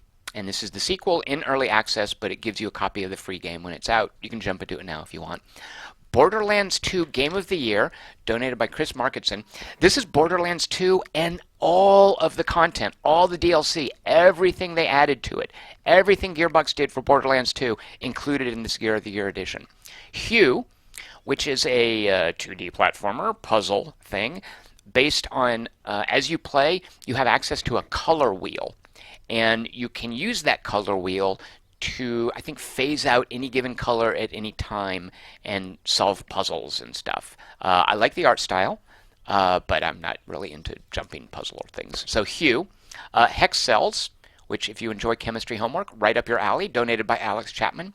And then finally Farm Expert 2017, which frankly needs no introduction. All right, let me run down these names. Oh, Zen Chess. If I missed any name, let me know. Because I'm going to pick 6 of these names, and in the order they're chosen, you get to choose which of these games you'd like. All right, Chris Rutledge, Zach Hines, D. Tibbs, Roland Gunner, Yo Alex, Dylan Nichols, Richard Holt, Joshua Marshall, Zyobin, Joe Wotas, Pony Carnival, JC Lebedev, Tom MC, Francesco, what we'll just call him Frank Petra. Sorry to butcher your name like that. Pat Bateman, Bangarang 2003, Sam Healy, Lead Shock, Carlton Bauheimer, Corky, Craig Lind, and Zen Chess. If I missed your name, if it's not in there, please type it in there because I'm now about to number them. Chris Rutledge 1, Zach Hines 2, D Tibbs 3, Roland Gunner 4, Yo Alex 5, Dylan Nichols 6, Richard Holt 7, Joshua Marshall 8, Ziobin 9, Joe Wotas 10, Pony Carnival 11, JC Lebedev 12, Tom MC lucky number 13, Frank Petra 14, Pat Bateman 15, Bangarang 2003 16, Sam Healy 17, Ledshock 18, Carlton Bauheimer 19, Corky 20, Craig Linderoth 21, and Zinches 22.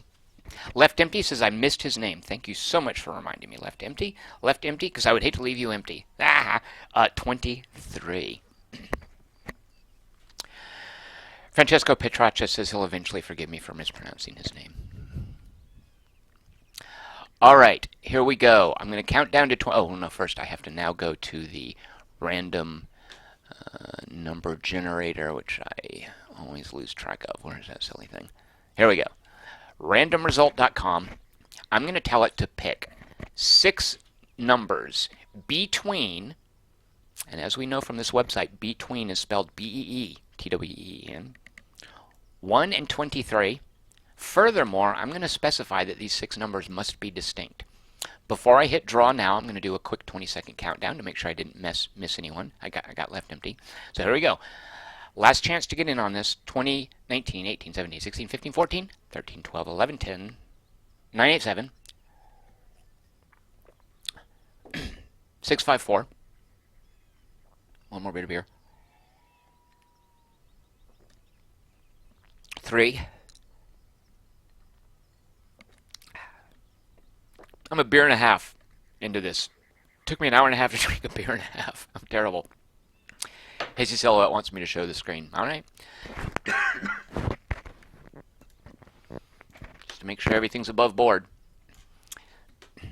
Now, I can't look at you guys and show, or read you guys' comments and show the screen. Actually, yes, I can.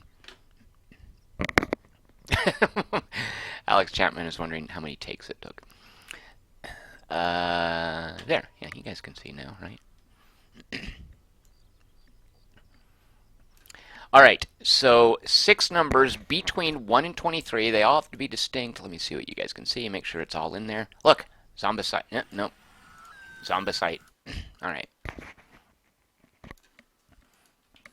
Here we go. 6 numbers between 1 and 23. This is the order in which you will get to choose them. Go. So, 8, Joshua Marshall, number 1. Congratulations. 14, Frank Petra. Sorry, Francesco. Number 2. Number 1 is Chris Rutledge, who is actually number 3. 23, Left Empty is number 4.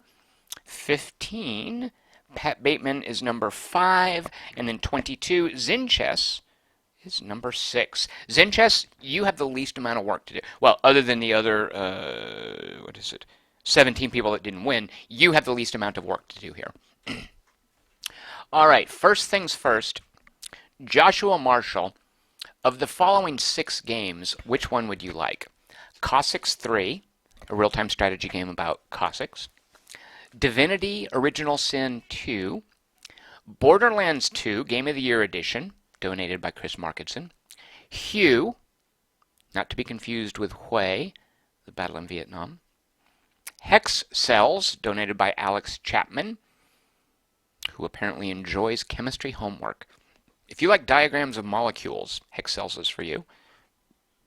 Or Farm Expert 2017. Of these games, I can guarantee you there's one of them that I've played, and it doesn't suck. Let's see, the other ones I have not played, so I don't know if they suck or not. Joshua Marshall's going for Cossacks 3.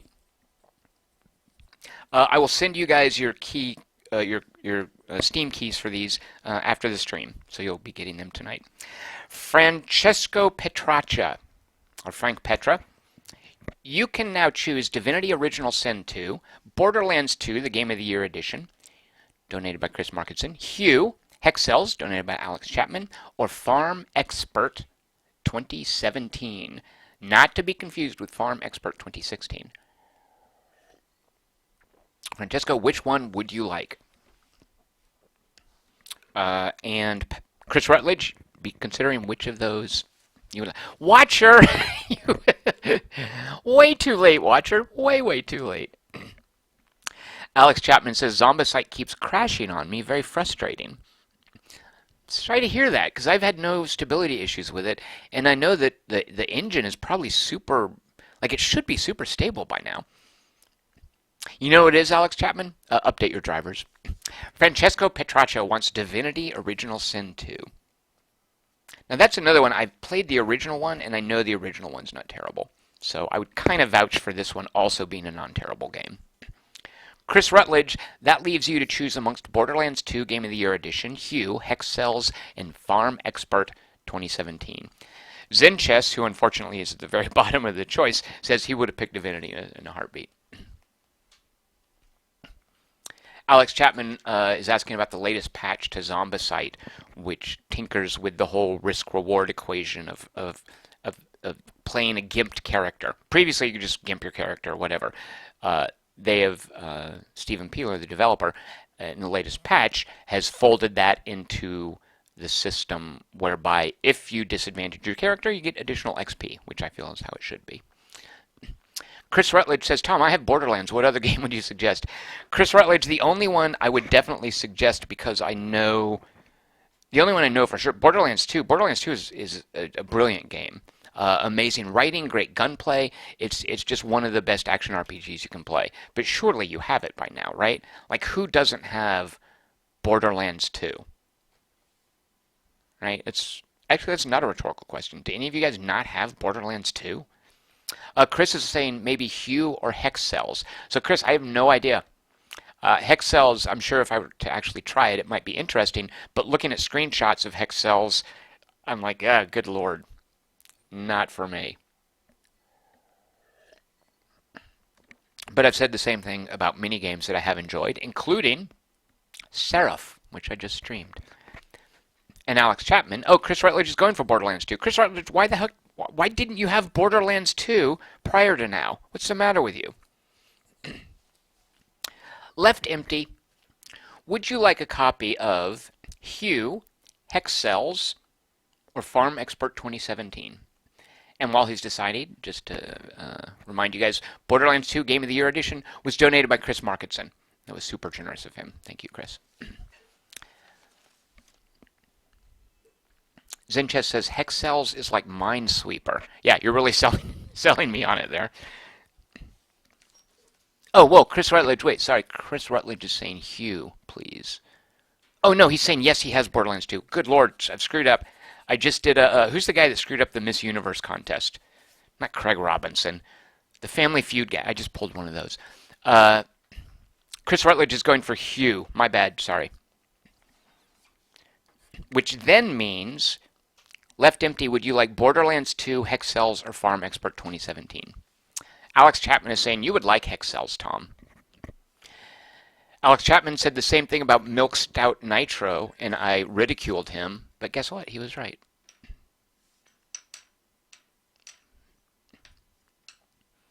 So yeah, we have Chris Rutledge, my apologies. What is that guy's name? He screwed up the contest where like there was the runner-up and the winner of this like beauty pageant, and he read the name incorrectly to where the runner-up thought that she won, and the TV production people didn't really know how to proceed, so they just ran with it as if she had won, and then later the, I don't know, judges or committee or whoever runs those things had to say, sorry, sweetheart, you were the runner-up, the other chick won. So I just did one of those. All right, so Left Empty, you get to choose among Borderlands 2, Hex Cells, or Farm Expert 2017. Yes, the Family Feud. Oh, Steve Harvey. Yes, thank you so much. That movie, How to Be a Man, right? Isn't that him? Didn't he write that? Oh, good lord. I know so many useless things. If you guys have any questions about useless trivia, just ask me. Francesco Petraccia knew who it was, too. All right, so Left Empty, what looks good to you? Hex Cells, Borderlands 2 Game of the Year Edition, or Farm Expert 2017? Man, I'm on 1 2/3 beers right now.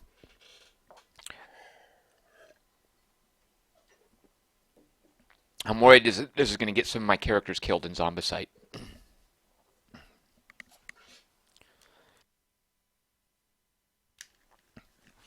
Looking at the list, man, am I going to make it to 4 beers? Good lord. Good lord.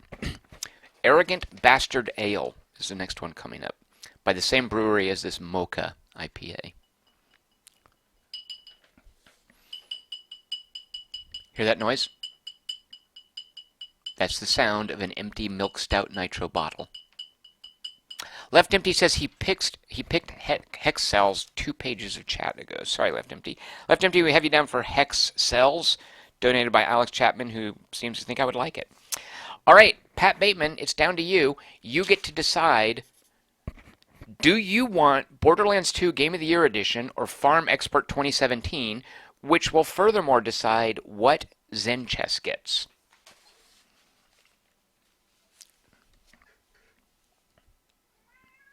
Oh, we have a cat. All right, come here, Fatso. All right, this stream is now cat enhanced.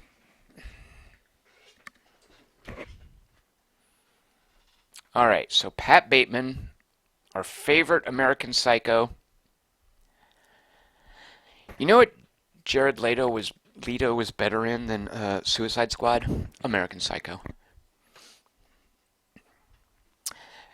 All right, so Pat Bateman, you get either your choice of Borderlands 2 Game of the Year Edition or I've already lost the piece of paper. Yep, it's a bottle cap. You don't want to play with that. Yep, you can't have that. Or Farm Expert 2017. Pat Bateman is taking Borderlands 2, donated by Chris Marketson. BL2. Zinchess, good news. You now are the proud recipient of a copy of Farm Expert 2017. So all the skills that you developed in Farm Expert 2016, you can now apply to Farm Expert 2017. All right, what's going on here in Zombasite? Okay, I have a priest. I recently failed a mission, a world, whatever you call it, because all of my dudes got killed, and when that happens, a timer runs out, and you have to start a new world. So I got kicked back into the roll up a new world screen. Here's the new world I have rolled up. If you don't like the way your world is going, you can always quit out of it, but you then have an experience point penalty where you only get half XP for a certain amount of time, which sucks. So don't abandon your old world.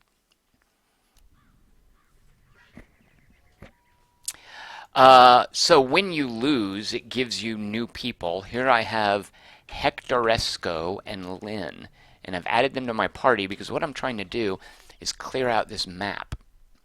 One of the very first things that happened in this particular instance of the world, the food supply has been poisoned. How much does that suck? This is kind of a survival game. If you don't feed your people, they start getting unhappy and going crazy and fighting each other. Bad news. You want, here's the clan screen. We have 42 food. So you want to keep a steady supply of food. Every hour they're going to eat 32 pieces of those food. Richard Holt, who says, wait, didn't we stream this already? We did. But this being a celebration, we're going to do 4 different games tonight. After this, there's going to be some of The Crew and Sorcerer King Rivals. And he wants to know if I'm taking Request Wednesday suggestions. Absolutely. I will absolutely. I think the only time I don't know. The only time I should probably not take suggestions is during the actual Request Wednesday. So yeah, if you'd like to request something, weigh in. Just say I vote for and the name of the game. So it gave me 2 new characters. We need to make sure they have food, but my food supply is poisoned. How do we resolve that? I have to go to the Carnivorous Cave, the 2nd level of it. And when I'm down there, I have to find 4 white clovers. And apologies if you didn't see the stream of this and you have no idea what's going on. I'm probably just going to charge ahead into some stuff. You'll probably see me get killed. So I have to find this cave underneath the Sierra Forest, which seems pretty straightforward. You just go to the Sierra Forest, find the entrance, and go down, right? How easy is that? Oh, good lord. Richard Holt. Okay, how can I ban him from the chat channel? Richard Holt votes for Forza Horizon 3. Richard Holt, I don't know if I hate you or love you for that. It's an open world car PG that you can only get from the Windows Store, which will break on you. It'll crash. It'll ruin your download. I mean, because I'm not about to hook up my Xbox One. It's in a closet somewhere with my Tony Hawk skateboard. But I will play on the PC. So Richard Holt, I would, you know what? If you win, that would probably be the only way I would play Forza Horizon 3. So thank you for picking that. Left Empty wants to know how you manage your hotbar. His seems to always be more cramped than his inventory. It's really a problem, isn't it, Left Empty? Like if you're playing a spell-intensive build, you only get 10 slots. Like it doesn't have that thing that this game should have, where you have different rows that you can call up, right? That's really annoying. And I don't know why he hasn't addressed that. Tom MC requests Children of a Dead Earth. Sounds like a David Bowie album. Children of a Dead Earth. All right. What is that, Tom MC? All right, so let's go find this carnivorous cave under the Sierra Forest. First, we have to go to the Sierra Forest. Where is that? I'm going to open up the map. Here's my starting town. Here's my starting area, the Wailing Forest of Storms. Next to it is the Wailing Forest of Unhealth. Why is it called that? I don't know. We have to go there. Here's the Narrow Desert, which I found. And then up here is the magical magical grassland of elves. Isn't that cute? Above the magical grassland of elves is terrible paths. But look, here's the Sierra Forest over here. This V means that the asterisk means I have quests here. The V means there's an area underneath it where I have quests. So I have to work my way over here and then plumb my way down. I love that word plumb, P-L-U-M-B, into the carnivorous cave. So we have to find the carnivorous cave first. Oh, good Lord. Sorry. See this right here? I have so much money because the other clan, and this is random when you roll up a game, you're a clan, and this is going to get at why this game captures the idea of Walking Dead better than any zombie game. You're a clan. The only other clan I've discovered, there's at least one more here, is the Heart of Gold clan. All clans have two traits. These guys' traits are have a lot of money and they are more likely to give me stuff. So what I just did was all the loot that I found. There are no vendors in this game. You don't just run somewhere and sell all this stuff. You're supposed to break it down into crafting materials.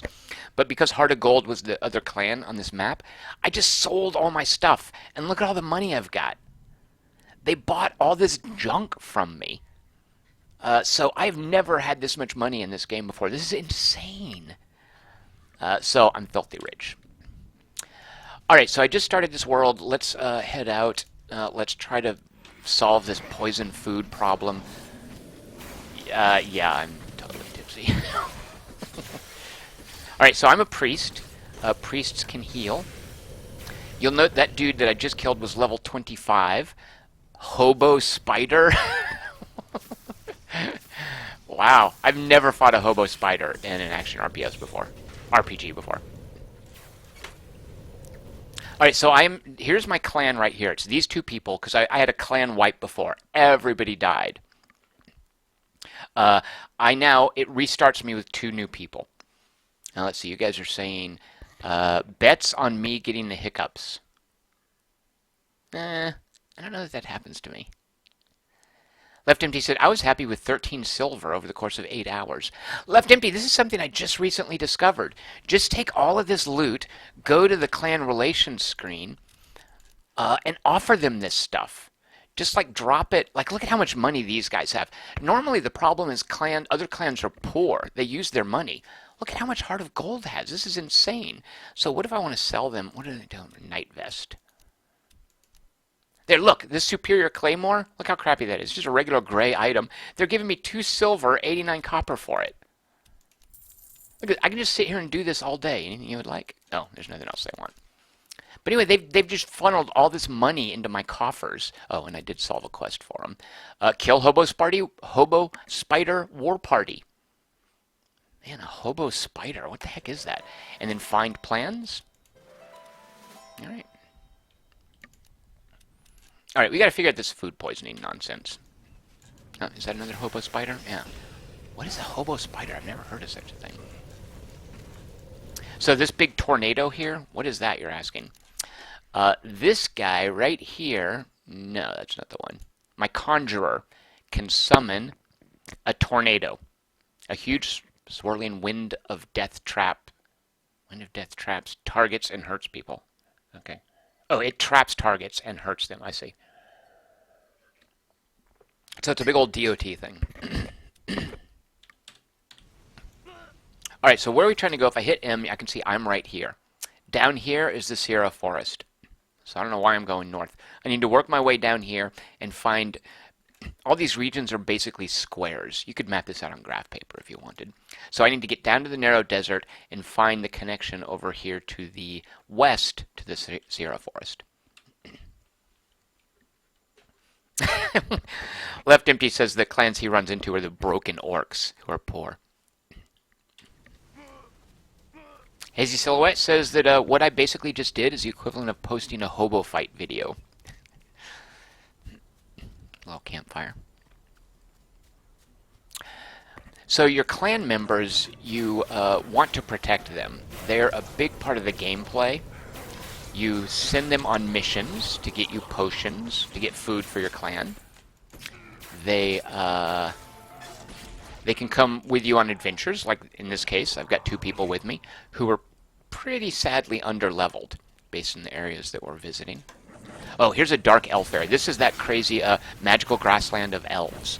It's full of dark elves, and dark elves are the ones who bring the eponymous zombies into the game.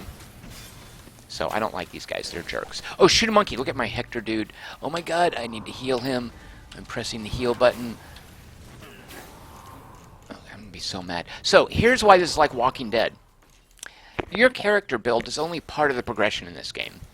You know, what level you are. Your clan, this whole screen right here, what level of dudes I have, what assignments I give them, how they interact with each other, whether they like one another, what house you give them. Where can I put them in houses? See, here are the houses. I can situate them in different houses. Complete, like on par with your character progression is your clan progression. Is how is your clan doing? How are they leveling up? What equipment do they have? What cool things have I found for my conjurer and my ranger? What skills do they have? Like you'll note my conjurer, no, my ranger, he can dance. He's a dancer. So it increases everyone's happiness. He runs around and dances. So this clan, and it makes everyone, because you will note here, there's a happiness stat. If people become unhappy, they do terrible things. You want to keep them happy. So clan management is a lot of the gameplay that I would say is on par with character management. If your clan falls apart and they start killing each other, that's bad news. It weakens you. One of the fail states in this game is you have no one in your clan. They starve to death. They get killed by a raid. You bring them out on an adventure with you, which is what I'm doing right now, and they all die. Walking Dead, I think, has become, at least as I watch it, very much about how does Rick Grimes take care of everyone in this zombie apocalypse? How does he deal with competing interests, with different people wanting different things, relationships amongst characters? That's a huge part, I feel. Oh, look, so these guys are financially savvy and they're generous. They just gave me, as this little diplomatic suggestion, their diplomacy was, do you want 14 silver, 6 copper? Yeah, that's a great diplomatic deal. So they're just giving me money. So this idea of managing a band of survivors in the ecology of a zombie apocalypse, you know, those dark elves create zombies and they spread around and they take over other races, reminds me a lot of Walking Dead. You know, making sure that Daryl is not too much of a racist, or that Glenn and Maggie's baby is protected, or because you can have married couples. I've had in this game NPCs that get married and then one of them dies and the other one's super unhappy. Oh, there's my guy. All right, what am I doing? I'm looking for a way over to the Sierra Fork. Oh, left empty. Oh, Zubin votes for Bound. That's a Wachowski's brothers movie. Is it one of the Tilly sisters in it? Meg Tilly, Jennifer Tilly? No, it's a PS4 exclusive. Zubin, I've never even heard of that. Uh-oh.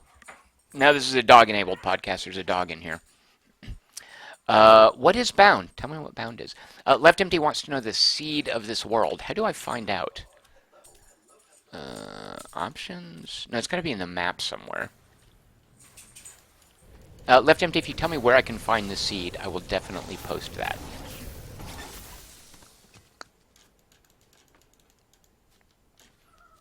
Jennifer Tilly, Richard Holt says. Yes. And Joe Pesci, right? A great Joe Pesci. Wait, am I misremembering that? Isn't he in it? All right, so we're looking to solve, underneath the Seraph forest is a dungeon that will solve our food poisoning issue, which, let me show you my quest real quick. See this little number, P, P3, P4? That's the priority level. P2s you definitely want to take care of. Their P1s are even more important. It basically means, hey, someone is attacking your base. Get back there and protect your base, or everyone's going to die. P2 is stuff like, this is an overarching quest you definitely want to solve. So food poisoning is affecting how quickly I eat food, how it sates hunger. I need to definitely deal with that. Atex the Giant is my nemesis, I believe. Yeah, so he's the main guy. He's kind of like the boss of this world. And he's not just, and this is what's really cool about, let's see. Zygmunt says it's a ballet-like platformer, Bound is, and that I might like the art style. Oh. Okay, yeah, I'm definitely down with that. So Zygmunt, I have you down for Bound, the PS4 exclusive. So this he's not just a boss who's just going to sit there and wait for me to come kill him. He is doing things. For instance, these quests only exist because he spawned them. He created them. I can look at this quest history, and it shows his progression. He started in Terrible Paths. He then became my nemesis. He built this recon totem, which gives me a quest. What is this? Time to bang on the drum. And then he started, I'm guessing he recruited this guy. So until I kill this guy, he's going to be spawning threatening quests. Left Empty says priority is like DEF CON in Twilight Struggle. Yeah, very good. Alright, so let's see. Everyone's fine. Alright, I'm looking at the hit point bar on the left. I do not want my guys to die. Just like Rick Grimes doesn't want, you know, Daryl or Glenn or, Carol to die. Or who else? What was the name of the veterinarian chick that got shot through the eye with a crossbow? I really liked her. Spoiler. So the game is a lot easier when you bring along your clanmates, but there's a lot more at stake. What if they die? What if they get killed? That sucks. And what sucks even more is when you start getting attacked at your home base by characters or parties, clans who are way more powerful than you. Alright, I'm almost done with my second beer. JC Lebedev says, have you written up a review for this? JC Lebedev, pretty much every day this week, I've been like, okay, I'm going to post it today. There's definitely one in the works.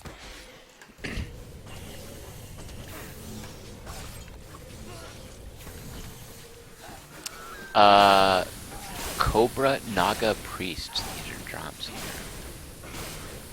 Keeping an eye on everyone's health. So I am... This is one of my problems with this game. Your health is a super limiting factor here. I guess down here? No, wait, I've gone down. So up here, maybe there's a connection over this way. Now, there's no guarantee that the narrow desert connects to the Sierra Forest. Like, it's possible I might have to go from the magical grassland of elves to an yet undiscovered terrain here, and then down there. But let's check up here and see if we can find a connection. One of my problems with this game is I think it puts... so here is a new boss who's popped up and he's taunting me. This kind of looks to me like a Donald Trump tweet. Find me so I can put a quick... Well, it's not... Find me so I can put a quick end to your pitiful life, weakling. Every now and then the enemies will send you taunts that read like Donald Trump tweets. Oh, my inventory's full. I should really... look, here's something I love about this game. I just hit the space bar. I am fighting, and now I can look at everybody's stats. This guy right here, a Thorns Toxic Wampir of Severity. He's an elite. He, Thorns causes 50% of damage to the attacker each time it's hit. Alright, so it's damaging me as I attack him. He has a chance of critical hits. He's had a Shadow Curse cast on him by Lynn, who I believe is my conjurer. which reduces his defense and attack ability. That's one of the things that makes this the action RPG element of this kind of unique, is that at any time you want, you can pause and just examine the stats. Alright, we're looking for a passageway over here. Could this be it? No, it is a dead end. Shoot a monkey. Dagnabbit. So unless there's something here I didn't see, it's not connected. I'm going to have to go around. Oh, so annoying. One of the options that was added in a recent patch was the option to, when you're generating a world, specify that there will always be connections between every adjacent area. All right, I'm one sip away from finishing my second beer. Super slow. Oh yeah, my inventory's full. I should find the gate here so I can go back. Oh, maybe there's a passage over here. Ah, yes, there it is.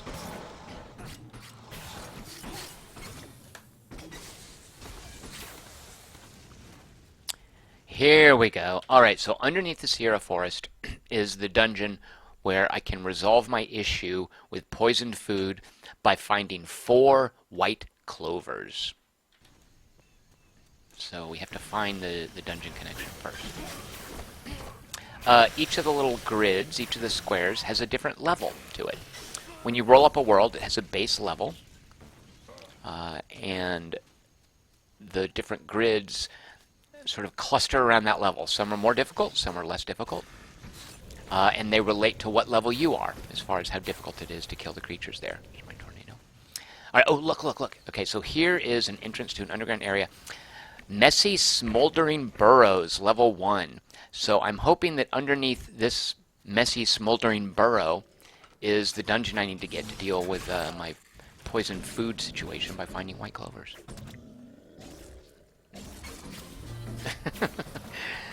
I like this idea that there aren't always direct excuse me. There aren't always direct connections between these. Well, I can't look at it now because I'm underground.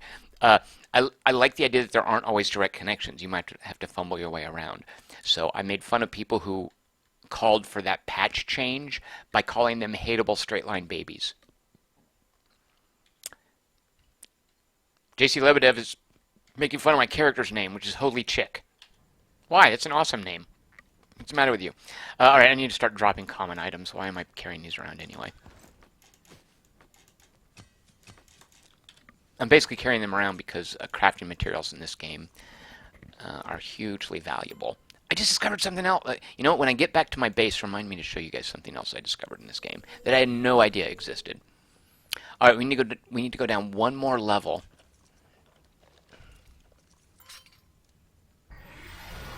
Yeah, Hazy Silhouette is saying, you know, you really should have found a portal to empty your inventory.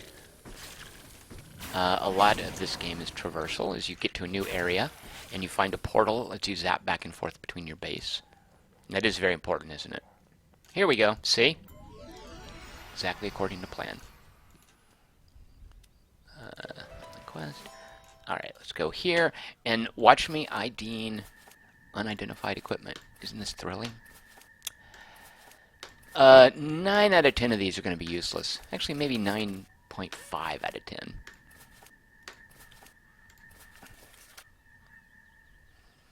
Alright, so let's now empty this. You know, okay.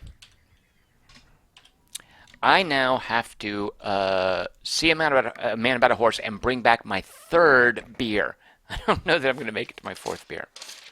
So give me 2 minutes. I'm about to come back with Arrogant Bastard Ale.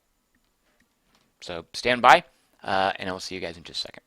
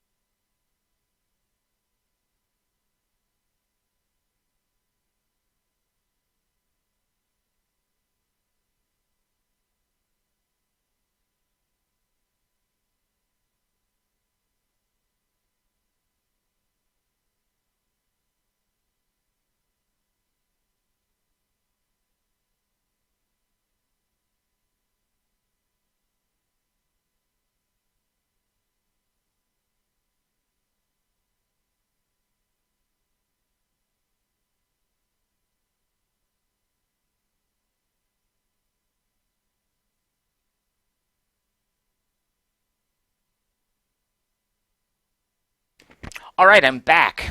Let's go back to the game. All right, let's see. Colton Weststraight says he's late to the party. Colton, better late than never. Welcome here. I have had 2 beers officially. In the last, oh my God, seriously, 2 hours? I'm kind of disappointed in myself. I was planning to do like a beer every half hour. It's taken me 2 hours to drink 2 beers. Jeez, Pete, I'm a lightweight. All right, we're on the 3rd beer. And you know what? Pardon my language, but fuck Zombasite. I can't believe I said that. Forget Zombasite. I mean, Zombasite's great. I don't feel like messing with this right now. I'm afraid I'm going to get my dudes killed by playing tipsy. No tipsy Zombasite. The stakes way too high. Because that whole point I was making about it being like Walking Dead is advancing your character is a very important thing, just like in any action RPG. But what I feel Zombasite does, which is unique from other action RPGs, is you also want to advance and care for and manage your clan. And your clan is subject to permadeath. There's no resurrection here. When I get my dudes killed, they're gone forever. But they're just as persistent as your character. As I level my clan up, as their relationships cement, as I create symmetry between their different powers. Not the word symmetry. What's the word where things work together? Dadgummit. See what happens when I drink beer? As you create no, not synchronicity. Dadgummit. What's the word? Symbiosis? Shoot a monkey. At any rate, as your clan, as you build them up and level them up and sort of work out who's best in the clan and who does what and who comes on adventures with you and who stays back and entertains everyone and who's dealing with the food, when they die, they're gone. That sucks. And there's no way around that, by the way. There's no setting in Zombasite where you can say, let me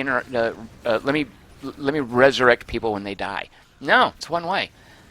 So the point being, I already lost one clan. I don't want to get another one killed because I'm tipsy. No, not symbiosis. Synergy. Joe Wotas, thank you so much. It just goes to show Poles are awesome. As I mentioned before, sounds racist if I say some of my best friends are Poles.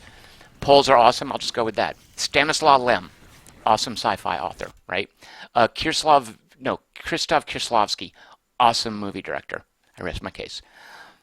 All right, so Zombasite, thank you so much for being here, but the stakes are way too high for Zombasite to play tipsy. So, here we go. What? Oh, well, yeah, of course, this. All right, let me show you guys now what is coming up. And then I'm going to start my 3rd beer. Oh, Lord, I can't even work Steam. All right, I'm going to do what you're not supposed to do ever. I'm going to drink and drive. And that means we are playing the crew while I'm slightly tipsy. Chris Markinson says, what's the word that I'm thinking of? Synergy? Symbiosis? No, where things work together. Maybe it is synergy. Yeah, I think it is synergy. Joe, yeah, you win. Chris Markinson wants to know if he's missing awesomeness. Chris Markinson, only if you consider tipsiness awesome.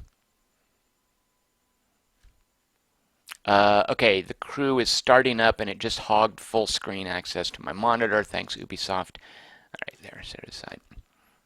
Hammerhead. Hello, Hammerhead. Welcome here. Richard Holt says, oh no, not the crew. Hazy Silhouette says, I love Kieślowski. I do too, right? 10 Commandments? Colors? Which is the best in colors? I'm going to ask you guys right now. Red, white, or blue? Vote. And I'll tell you if you got the right answer. While I'm considering that, okay, this is the 3rd on my list of beers I was given. Speaking of awesome polls, my friend Christian Marlovsky has recommended this thing right here called Arrogant Bastard Ale. He says, yes, it's in a can, but don't let it fool you. It's an excellent beer. It has a demon on the front. It's from Stone Brewery. Christian says that's his favorite brewery. There's a demon on the front drinking a beer, and a little tagline says, you're not worthy. All right. All right, in a can, I'm going to open it here. Still waiting on you guys to choose your favorite of the Colors movies, red, white, or blue. Just a spoiler. If you didn't say blue, you're wrong. Oh, shoot, I didn't turn on the game. You guys probably want to see this, right? That's way more fun than looking at a black screen with a little character. Okay, what is that character at the bottom center of the screen from? Anybody who can get it, Richard Holt will give them $1. All right, here we go, the crew. Hazy Silhouette says, Richard Holt, yes, blue. Richard Holt, blue. Yep, absolutely. Hazy Silhouette, blue is best polished, but I'm still crushing on Irene Jacob in red. All right, fair enough, but as long as you acknowledge that blue is great. Left Empty is accusing me with beer and that music of running a bro stream. Okay, here we are in the crew. Look at this money. Sweet. I get free money just by logging in. So as you do faction quests and PvP and stuff, you build up a stat called reputation. And every day that you log in, this is an MMO, right? It gives you a free little money dump. I get $15,000 a day. That's my salary, considering I've got $250,000, and it's a drop in the bucket. But whatever, I'll take it. Hey, Richard Holt wins. Oxenfurt. Wait, no, is that the name of it? Oxenford. Hold on. Oxenfree. Yeah, right. Oxenfurt. Please, it's like a city in Germany. Watcher is leaving. Says gotta fly. Watcher, thanks for being here. Watcher has a bright orange yellow icon that basically calls attention to itself. Colton Westrate voting for wait, what? Left Empty. Left Empty just wrote the words massive chalice. I can't tell if that was a vote. But Colton Westrate votes for Blockhood. Don't know what that is, Colton Westrate. Colton W. Block. Oh, apostrophe hood. Okay. Got you down for that.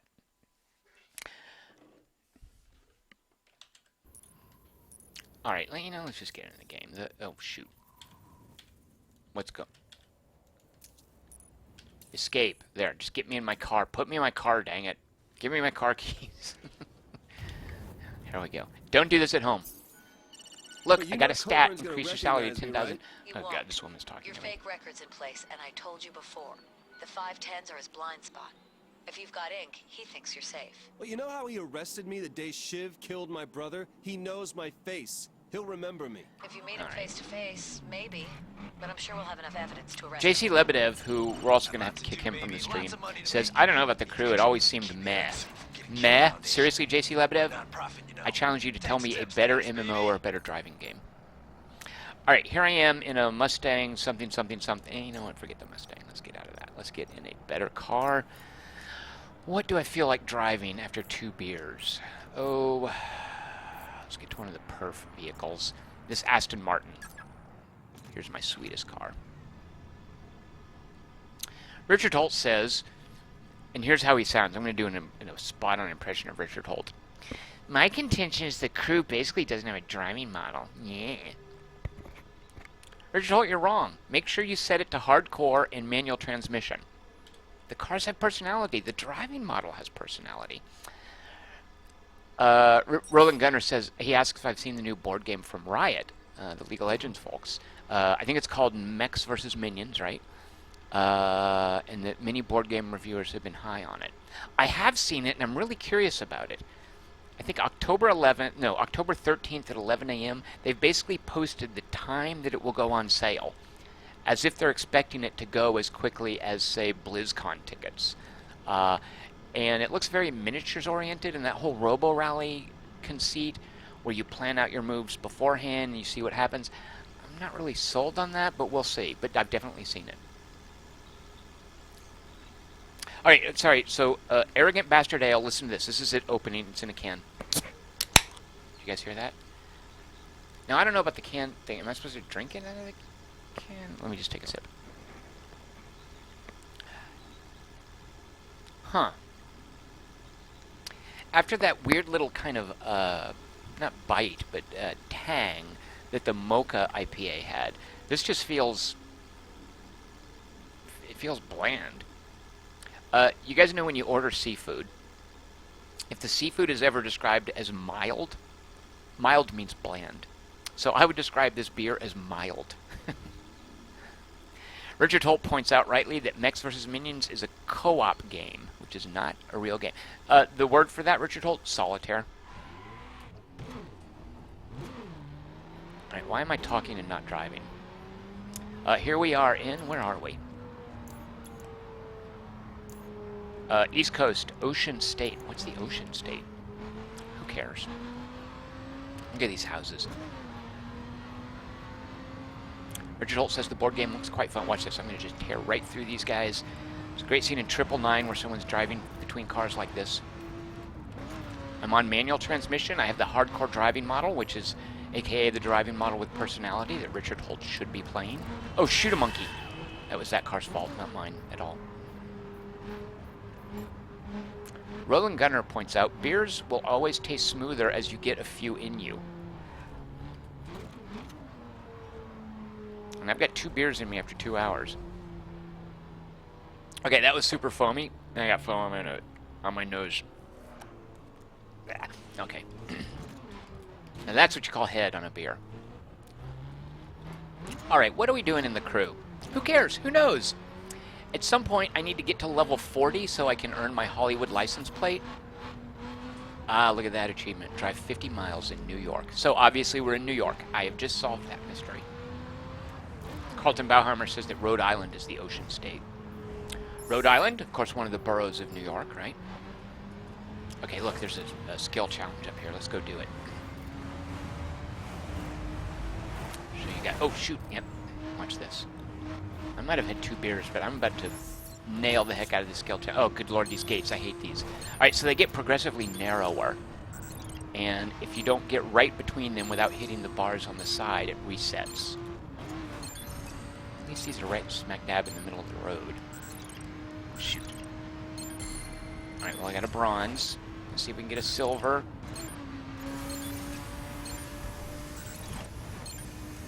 Shoot, are we gonna get there? Nah, I don't... Well, yeah, we got a silver. Sweet, I'm so good at this game. Ah, look out for the wall. Ouch. Alright. Zioban says, I think Tom is giving the crew too much credit, of course. He's allowed to like the game. All sincerity, Zioban, like, why do you say that? Like, I could tell... What? That's some dippy player just banged me in the butt there. I can totally understand someone not being into this, but my conceit with the crew is that as far as CarPGs go, which is a driving RPG, it is the most broad and expansive. You might be talking about my defending its driving model, though.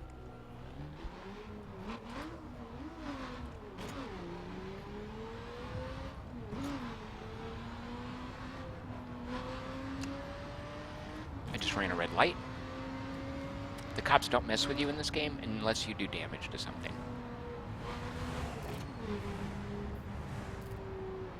Oh, wait. Okay, so what are we doing? Let's apply some structure here. Let's do a story mission. Alright, so story mission, which is a great quick... Oh, should I go to multiplayer? What is... will multiplayer work okay? Like, doesn't it tax your bandwidth if you're playing a multiplayer game while you're streaming? Does that work okay? Let's just knock a story mission out of the way. Because these are a convenient way to just quickly level up and unfog the map. Alright, we've got a couple of them up here. And I'm definitely out-leveling the story progression. Let's go to Cape Cod. In Cape Cod, there's a place called Chick's Waffles. True story. Maybe I can find it. Pat Bateman says it would be nice to see a race. Well, Pat Bateman, let's find out what this mission is in Cape Cod. Can't imagine why you guys don't want to just watch me drive around. Should I be showing you guys this view? Is that, like, better?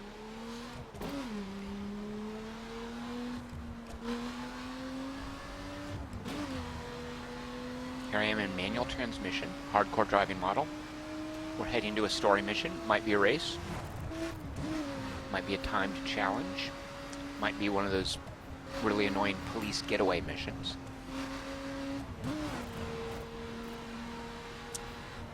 This is my Aston Martin with a performance specification set up. Oh, look at that jerk. Right in front of me. He could have gotten hit. Here we are in Cape Cod.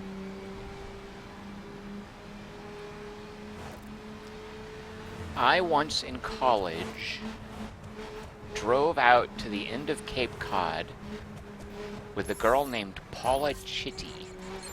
C-H-I-T-T-Y. She was a beautiful redhead. in a red convertible. All of that is a true story. Oh, look, I'm doing a challenge. What is the challenge? Oh, speed scale. I just need to get as far away from the gates as I can. I'm going to hit bronze in time. Yeah, I think so. And if I'd been paying attention, I might have even gotten silver. Because this is a super upgraded like car as far as going fast. I did get silver. Okay, Zyobin says, I don't think it's a Game of the Year contender of any year, but I'm not into car PGs. And there's no physics model to speak of. Now, interesting that you would put the disclaimer to speak of, because that sort of covers all your bases, right? You can decide what to speak of means to you. But there's definitely a physics model. There's no damage model, I'll grant you that. But there's a traction model. There is a velocity model a thing? Like the faster you go, the more it affects your traction. What's beeping? Ah, there's a data center near here. Let's find it. I will grant you, though, Zyobin, this is not the kind of driving model you'll get in a game like Drive Club, in what I would consider a racing game. This is not a racing game driving model. This is an arcade game driving model. But I feel that it has something that I feel is more important than accuracy, and that's personality. When you put this on hardcore with manual transmission, I feel like the different cars have different personalities. But totally fair, though, to say, Zyobin, that you feel it's not Game of the Year material. Game of the Year doesn't mean anything. It is one of the most useless things you could slap onto a game. It's like good, bad, sucks, rocks. It means nothing except for what your own personal preferences are. All right, here's a data center. Let's bump into it, and we will then unfog different challenges around here.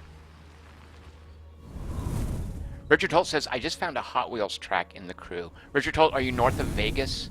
Like just south of the Bonneville Salt Flats? Because that thing is an eyesore. I wish they would take that out. When you find the data centers, you get a little overview. You get little scenic views of the area, and look, it unlocks all those challenges. There I am, the tip of Cape Cod, just where I was with Paula Chitty in my senior year of college. Actually, no, it would have been my friend. Oh, I can't believe I'm just now remembering this. I was in school out on the East Coast, and Paula Chitty had family there. And I think she flew out, and we drove out to like a house she had on the end of Cape Cod. So what this is here, I've been here. And I've been here also in the game on the PS4 version. I think somewhere over here there's a place called Chick's Waffles. Let's see if we can find that. Oh, no, you guys want to see a race. Well, there's a race over there anyway, so let's go to that.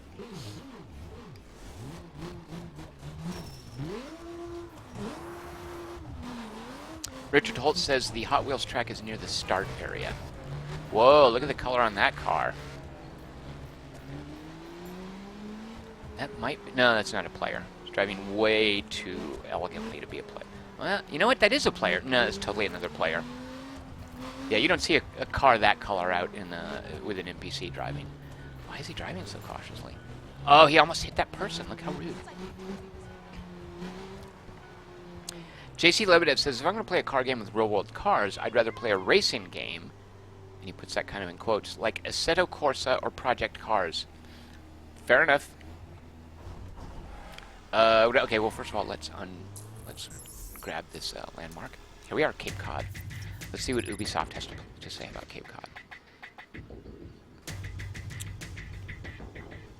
Zybin's on board with me about the whole Game of the Year thing. Yeah, Game of the Year means nothing other than... Like, Game of the Year is more about you than the game you're talking about, right? And I'm totally okay with that. I think it's totally... When I hang out with someone, I want to know what his Game of the Year is. It's it's like, what books do you read? What music do you like? What was your Game of the Year last year? Cape Cod, the coastline that borders this cape, has been called an ocean graveyard, containing over 3,000 shipwrecks. I did not know that. I learned something new. Oh, good lord. Did you guys hear my stupid controller come unplugged? Tom MC, I recently jumped into Grand Theft Auto Online, which is a cesspool of people calling you like nigger and fag and stuff like that. We had just people yelling into their microphones, like literally just yelling stuff. It was ridiculous. Tom MC says you can host private sessions. How do you do that? Because we found a way to make ourselves what's called passive mode, where nobody can interact with you. Like, nobody can do damage to you. but I'd love to host a private session. Yeah, I'm glad to know you can do that. I'll have to Google that.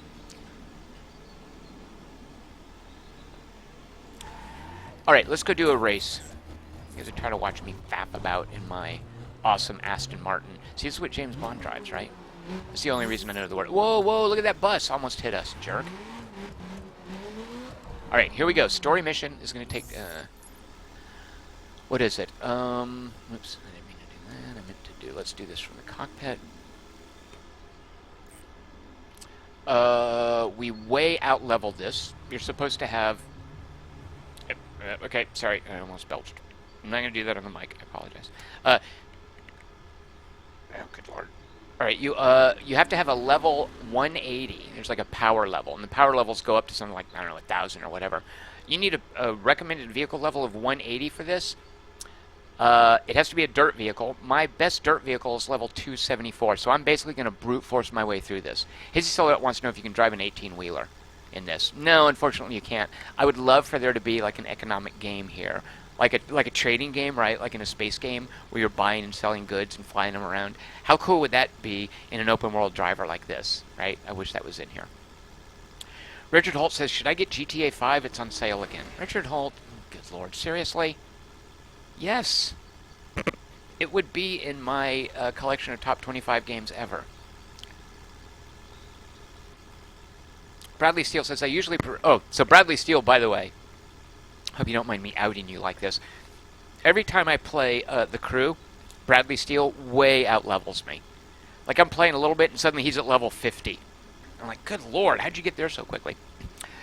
He says he usually prefers sim car games, but they don't have an equivalent to the cross-country driving that The Crew or Test Drive Unlimited 2 does. Right? That's a big part of it, is moving your car through a big open world rather than just a track. All right, let's do this dirt race here on Cape Cod. Here we go. Man, these V6s won't leave me alone. Where's my money? Pay me. I'm gonna kill everyone in your crew. Well, that's reassuring. We're gonna have to step Just this warning up. you, Better hit up a what race you're or two to watching bring in some more is dollars. someone who's had 2.5 beers over the course of the last 2.5 hours Just picture what the playing a 510 racing royalty mission. will do. Here I am in my Escalade, how do you say that? Better win Big this honking by truck, breathing. manual transmission, hardcore driving mode, dirt race with 11 checkpoints, and, okay. I have a way more powerful car than these jokers who are in front of me, so I don't know what's going on here.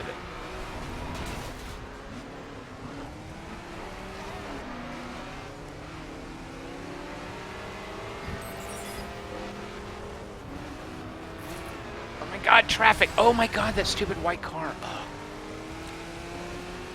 So this is a story mission. If you don't come in first place, you have to drive it over again, which can be kind of annoying.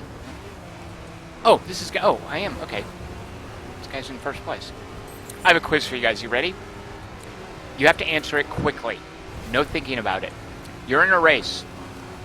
You're in fourth place. It's all you. You passed the guy in fourth place. What place are you in now? No, shoot. I screwed it up. When you're in a race and you pass the guy in third place, what place are you in? Most people will say second place. But no, you're in third place, right? Oh, you jerk. Come back here. Oh, I have nitro. Falling behind. Some of these races are more challenging than others. And if you've played this game before on the PS4 like I have, you will vividly remember races like this where you beat your head against it for a long time trying to beat it.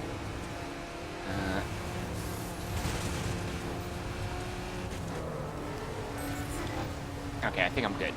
Yeah, I got this guy. There's a bridge up here and then a straightaway. Used your back when I Seem was to robbing recall. banks. Not yet.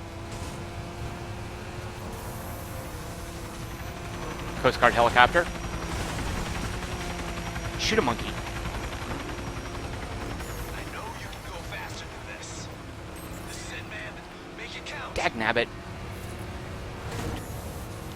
There's the bridge, right. And then right over the bridge, the finish line. Can I pass this guy in time? I think maybe I can. Yes. See how good I am at this game? These dudes suck. Sweet. There's a race.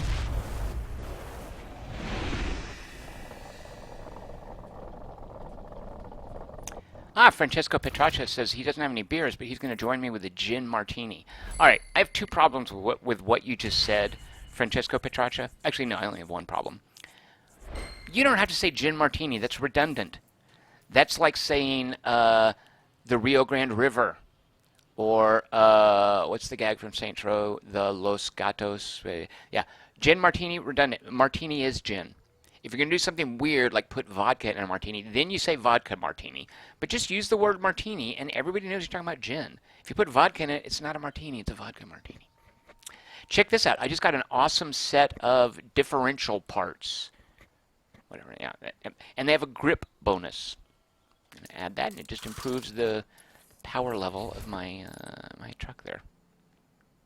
Almost made it to level 25. Every 5 levels in the crew, all of your cars across the board get a straight up power bonus.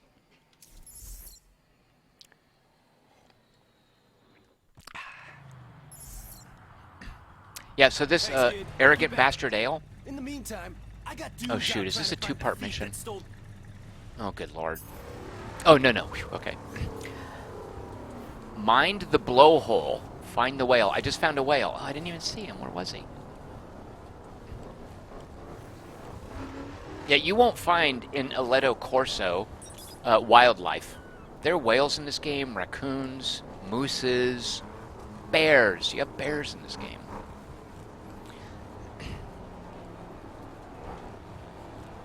Francesco's with me on the whole gin thing. He says vodka ruins everything. He'll just say dirty martini. And that just means you spill some of that gross olive brine in there, right? Isn't that what that means? Alright, so you guys just saw a race. Let's accomplish one more story mission, and then it's time for Sorcerer Kings. No, yeah, Sorcerer Kings Rivals, which is the latest update to the Stardot game. Fallen Enchantress, which became Sorcerer Kings, which is now Sorcerer Kings Rivals. And frankly, I don't really know what Rivals adds to the mix. Like, what makes it different? I'm not entirely sure. Alright, let's go to a story mission, which... How do I open them? Okay, here we go. Oh, I didn't even empty the stupid can. Alright, I got a lot more of this beer to go. Do you see that plane? It almost hit me. Look at that. Oh, look at there. There's 2 players coming up behind me, creeping up on me. Oh, they didn't bang into me. What are the odds of that? Okay, the next story mission, which will hit level 25, and we will be able to, it'll upgrade all of our cars. The Harry situation. Oh, I actually remember this storyline. What is this one? We could just jump straight to this. Running Heat. Another... What is this? Let's do this one. Here we go. I'm just going to jump right into it. Oh, good lord. Dadgummit. Alright, mishap. My beer just ran over. Where's the towel? Yep, beer spill. I knew it was going to happen. Yep. Now it's a party. Just spilled on my foot. There's a little bit on the rug here. Oh, good lord. This is terrible. See what happens when you drink and drive? Okay, it was just a little bit. Yeah, now I've got this, all this foam on this beer. It's like whipped cream. Ah. All right, here we go. Running Heat solo. We're not going to look for a party, dude. Almost all the missions in this game you can play co-op, which is really cool. If you're like teamed up with someone like Jason McMaster who's having a hard time just accomplishing basic bronze medals, get in a crew with him. Uh-oh. Alright, this is one of the things we have to get away from the cops. This can go either way. It can either be drawn out and tedious, or I can just instantly win it.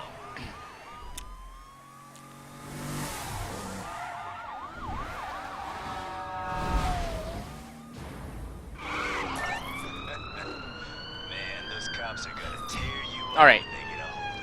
I think the idea, so I'm in a dirt truck, is to cut through the forest here, and hopefully they'll hit trees and mess up. Yeah, so far looking good. No, you can see in the mini-map on the lower left-hand, right-hand corner, the detection radius from shoot.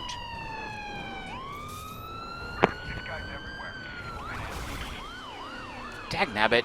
Stupid trees.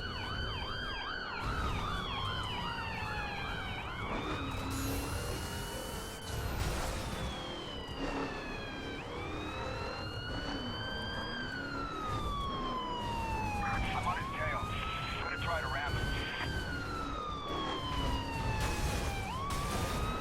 Maybe this wasn't a good idea. The cops seem to have off-road vehicles as well.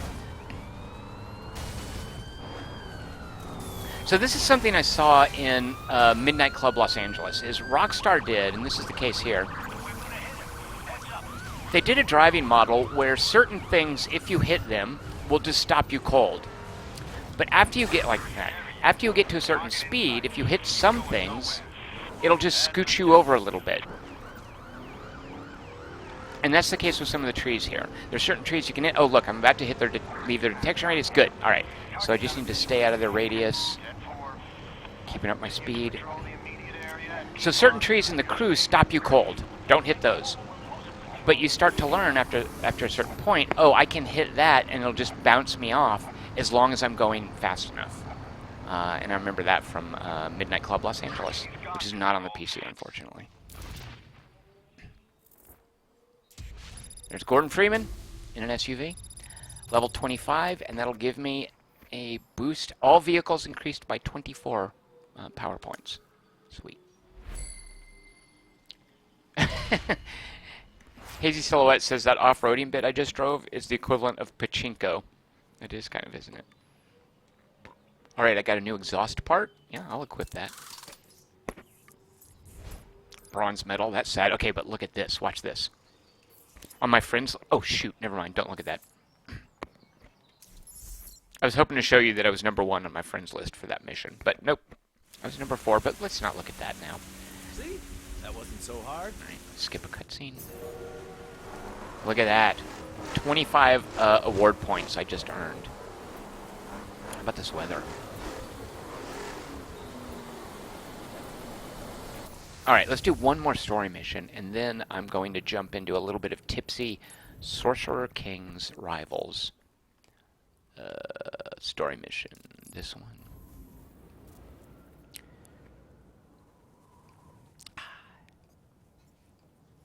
Yeah, I think I can understand why you guys like beer.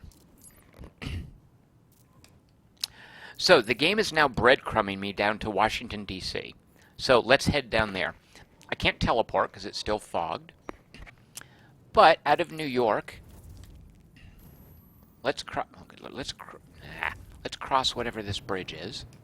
And let's head down to D.C. So, I'm going to set a waypoint. And then I'm going to spawn... Is this Manhattan? No, that's Manhattan. What is this? Long Island? Okay. I'm going to spawn right here on this bridge. We'll get on the bridge. Spawn right here.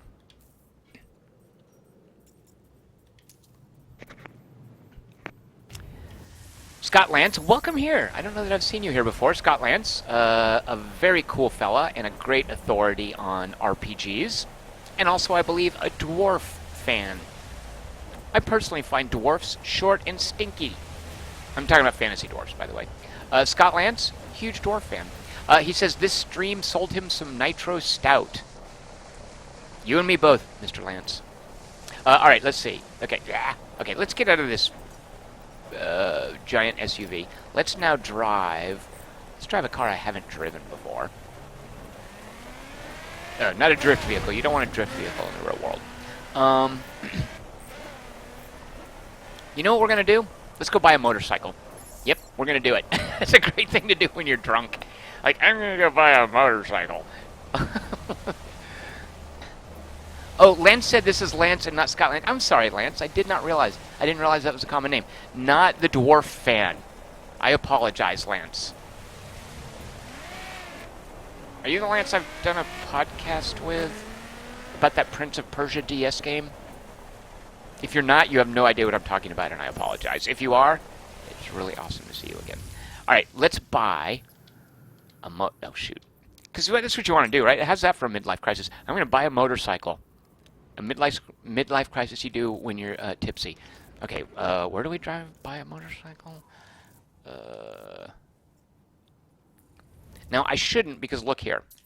On October 26th, in 3 days, we're about to have what's called the summit. I'm sorry, September. What month is it? The prize for the summit is this motorcycle right here. And I was holding off buying a motorcycle thinking, yeah, I'm going to try to win one in the summit. And this is what you get with the DLC, which is really cool, Wild Run. These timed events with different challenges that encourage you to drive different ways and you work your way up leaderboards. I was thinking, yeah, I'm going to get the motorcycle in the summit. I'm not going to spend my money buying one. But you know what? I've had 2.25 beers. I'm going to buy a motorcycle because that's what you want to do when you're tipsy. Now, first I have to figure out, okay, where's the motorcycle dealer? Oh, you know, here. Let's just go to the headquarters.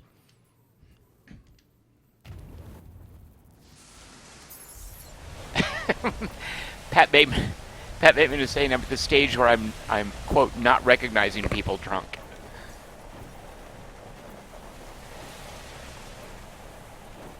Hazy Silhouette says his dwarf in Shadowrun will punch me energetically in the face with his katana. See, it's just like a dopey dwarf, isn't it? He's got an awesome katana and he punches you. Dwarves just don't understand weapons. Okay, I'm going to take back my trash talking of dwarves. Have you guys seen Lord of the Rings, The Hobbit, The Battle of Five Armies? The dwarves in that are really cool, especially the Billy O'Connelly dwarf. Isn't that his name, that Scottish actor? Who shows up riding a pig. I love dwarves in that movie. All right, we're going to buy a motorcycle and we're going to do a story mission. Going to headquarters. I have 2 headquarters. I have one in New York, one in St. Louis. Where's it going to put? It's going to move me to the closest one, which I presume is New York.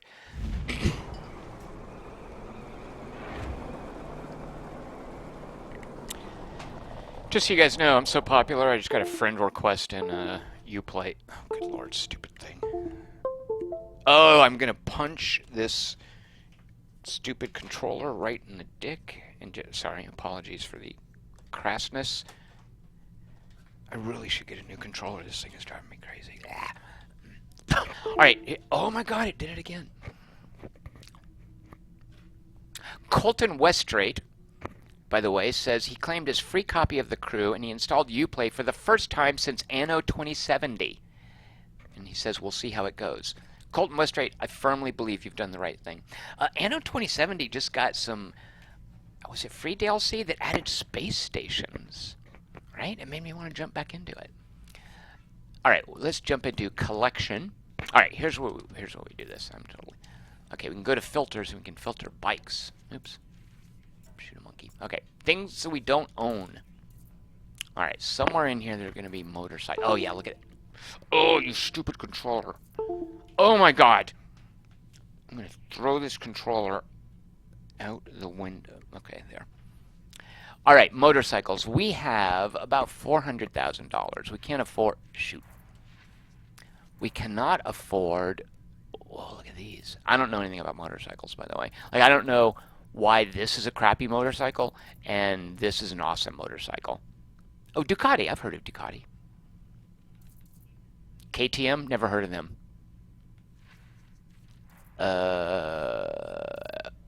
Kawasaki, I know what that is. Ooh, it's called a Ninja. Oh, here's a Ducati for super cheap. Let's buy this. I'm going to buy it. Right? Shouldn't I? Is this a bad idea? I don't care. I just did it. Oh, no, I didn't. I went to the motorcycle dealership. Here I am. Let's see if they try to upsell me. Night Saber says, ever since Tom taught me this is a driving game and not a racing game, he's bought all the DLC. Night Saber, why? Why does that... And by the way, Night Saber, I'm glad we're finally friends. We had some sort of an issue with Uplay wanting to keep us apart. We have prevailed against Uplay. We are now U-buddies. JC Lebedev says, I need the motorcycle from Top Gun. I know, right? Look at this Ducati. How sexy, right? Oh my god, you stupid controller.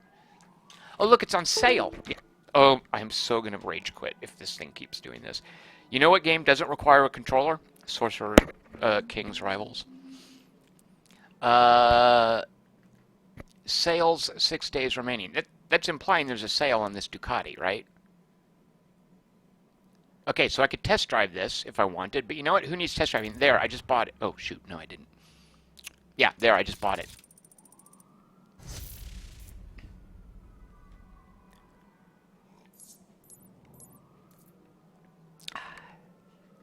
Pat Bateman says, out of curiosity, what's the alcohol percentage of your drinks? Pat Bateman, I think this is an important detail. Let's see. The Milk Stout Nitro, which is the first one I had, that is... You know you're old when you do that thing like you're reading small text and you think, I need my bifocals. 6% alcohol. I don't know if that's high or low. Milk Stout Nitro took me about... Did it take me an hour to drink that? 6% alcohol. Mocha IPA. Whoa, 9% alcohol. You probably can't even buy this in Utah. And then Arrogant Bastard Ale. That is probably not a good idea to get on a motorcycle after these, but I'm about to do it. 7.2% alcohol. So we have 6% to 9% and then scaled back down to 7.2%. And each of these, are these all 16 ounces? Is this? No, the bottles are 12 ounces, and this canned Arrogant Bastard Ale is 16 ounces. Huh. At least I'm not drinking a 40. Right? Alright, we have a motorcycle. Now here's the deal. There's no reason to drive a full stock vehicle, because you can't earn parts for that.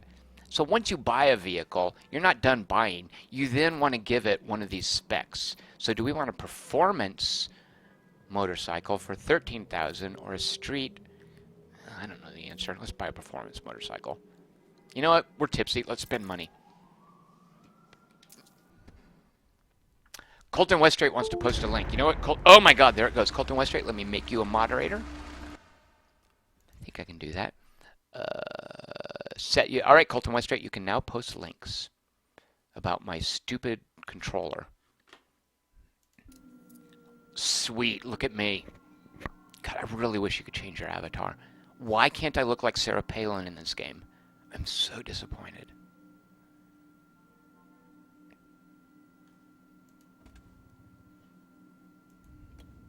Alright, so let's see. I have it. I'm now going to leave. Here we go. Let's get tipsy and drive a motorcycle. Oh my God, I've been going for 2 hours and 45 minutes. I apologize this is going so long, but I have nowhere to be. Look at that. I got an achievement for spending, purchase a vehicle. Yeah, I got an achievement for overspending. Look at that. I got a metric ton of achievements. Look at all these. I just made something like 50 award points just for being reckless with my money. Okay, a motorcycle. As much as I love the cockpit view in the Crew, you need some Dramamine for the first-person cockpit view. I'm going to go to that view. Oh my God, I've played the motorcycle so little in this game. Oh, sorry, lady. Oh, shoot.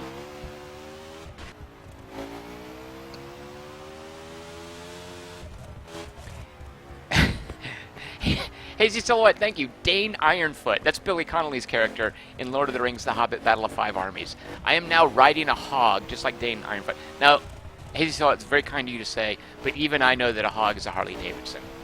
Actually, is that true? Did I just make that up? Did I screw that up? Colton Weststraight sent me a review of some sort of tech. Oh, he wrote a review of some tech that does analog control from a keyboard. Your computer sees it as an Xbox controller. Colton Weststraight, I love the idea of that, but I physically, using a keyboard, I'm not sure even if it emulates analog control, I could do it. Like, from being a console gamer for so long, in addition to a PC gamer, just the kinesthetics of controlling a game controller are just so integral to how I interact with the game. But thank you for that link, aimpad.com. We'll definitely check that out. Where am I going? Good Lord. Alright, so I bought a motorcycle and I'm just driving blindly somewhere. Let's see where we're going. Oh yeah, story mission.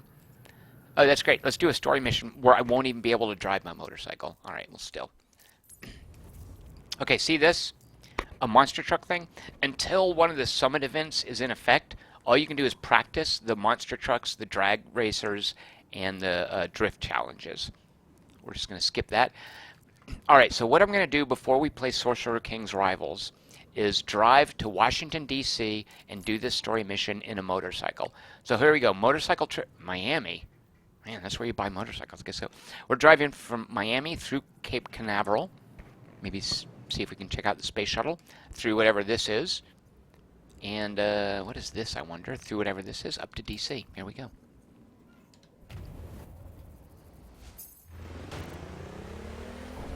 Just a reminder, if you are playing the crew, set the driving mode to hardcore, set transmission to manual, and you're good to go. Otherwise, you are not enjoying the full potential of this game. Actually, let's try this in first-person view. Oh, good lord. Okay, this might make me sick. Oh, good lord. Yeah, I can just... jeez of Pete. I'm gonna burp. I'm gonna hurl. Ah. Yeah, I can't do that. Can I do a wheelie? How do you do a wheelie in this game? So the motorcycles, I'm not... Do you have to have the Wild Run DLC to have motorcycles? I think you do. And I have not played much since they added Wild Run, so I've only fiddled with motorcycles just a little bit.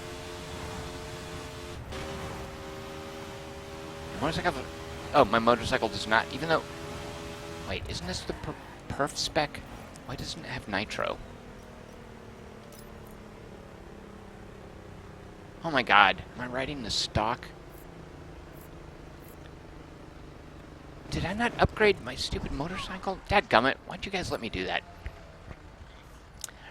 Richard Holt says he drove from Detroit to Vegas in 10 minutes. He says the scale of the game is silly. It's definitely stylized for... you can't put real distances in an MMO, like real space. Like, you have to craft the space based on a player's attention. And the crew definitely does that with its scale of the United States. So yeah, Detroit to Vegas, you can do it in 10 minutes. Actually, 10 minutes is not bad. That seems good. Richard Holt wants to know what level Florida is. Lightsaber says 10. Alright, wait, what happened that I'm not driving a performance spec motorcycle? Did I forget to buy that?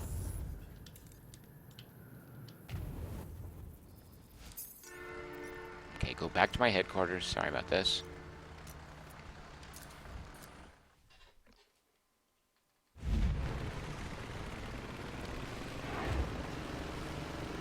We're about halfway through our third beer at this point. So I can't be held accountable for anything that I say. Yeah, I didn't even buy it. What the heck? Oh, because I had to go to the tuner in Miami. Oh, good lord, this game. Alright. Richard Holt says, I would love a bigger scale game. Richard Holt, do you know one of the things they're doing in American Truck Simulator, the developers at SCS Software, is they're expanding the scale.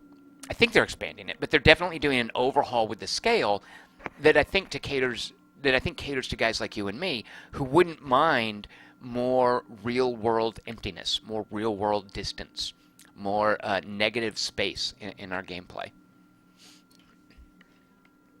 Alright, I'm going to select a perf kit for this. Joshua Marshall says, this stream is still on. I put my kids to sleep way too late, cleaned the kitchen, and almost passed out after his own 1.5 beers. Yeah, Joshua Marshall, you're a lightweight. I don't know that you can hang with us, because I've had 2.5 beers. Alright, look, there. Check this out. See how that motorcycle looks boring? Look how it's going to look now. Check this out. Yeah, get rid of that boring one. Give me a performance motorcycle. Watch this. Oh.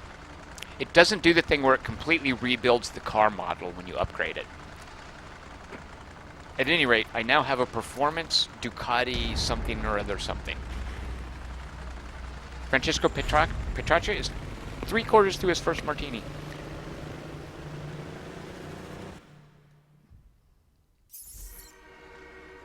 Here we go. Oh yeah, that feels snappy. Although, you guys know what? Sorry. I have to pull over here for a second. I apologize, but I have to see a man about a horse. So I shall return Good Lord, it's 9 o'clock. I've been doing this for 3 hours. I'm not going anywhere, though. You guys are welcome to stick around. I will be right back, though. Stand by, and I'll see you guys in just a second.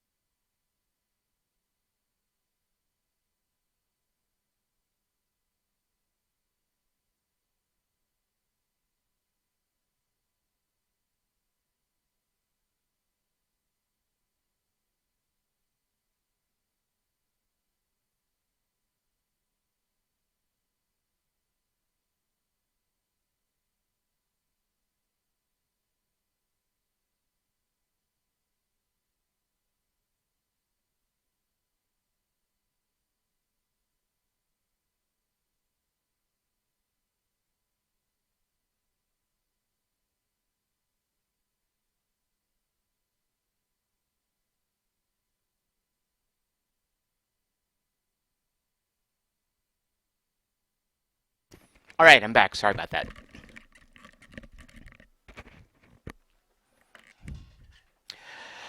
Okay, where were we? I'll tell you where we were. We were halfway into our third beer. First, we had a Milk Stout Nitro, then we had a Mocha IPA. Now I'm drinking Arrogant Bastard Ale out of a can. I've had half of it. It's not bad. It's a little boring after the Milk Stout Nitro, awesome. The Mocha IPA, a little weird. Interesting tang. Arrogant Bastard Ale, kind of boring in comparison. Probably because I'm tipsy. We just got drunk and spent a lot of money on a motorcycle that we probably shouldn't have bought. But, you know, just call it a midlife crisis thing. My dad, this is so cliched. My dad actually bought a Jaguar as his midlife crisis thing. How cliched is that? Wait, how do I get back into the... Oh, I alt-tab into it, sorry. You guys weren't even seeing the game. There we go. Look at this, motorcycle porn. What is that license plate? Delaware? When did I unlock a Delaware license plate? One of the big unlockables in this game is license plates, and I've been doing a YouTube stream about everything it takes to get the Hollywood license plate. I didn't know that I had a Delaware license plate.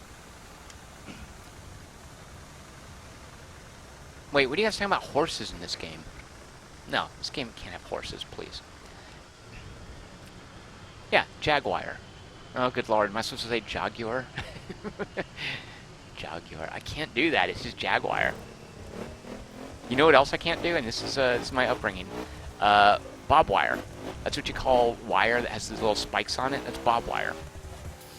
Where are we going? Okay, here we go. We're back to this. Okay, driving a motorcycle in the rain at night, drunk, to Washington, D.C. We are going to deliver Obama and Hillary Clinton messages of our support.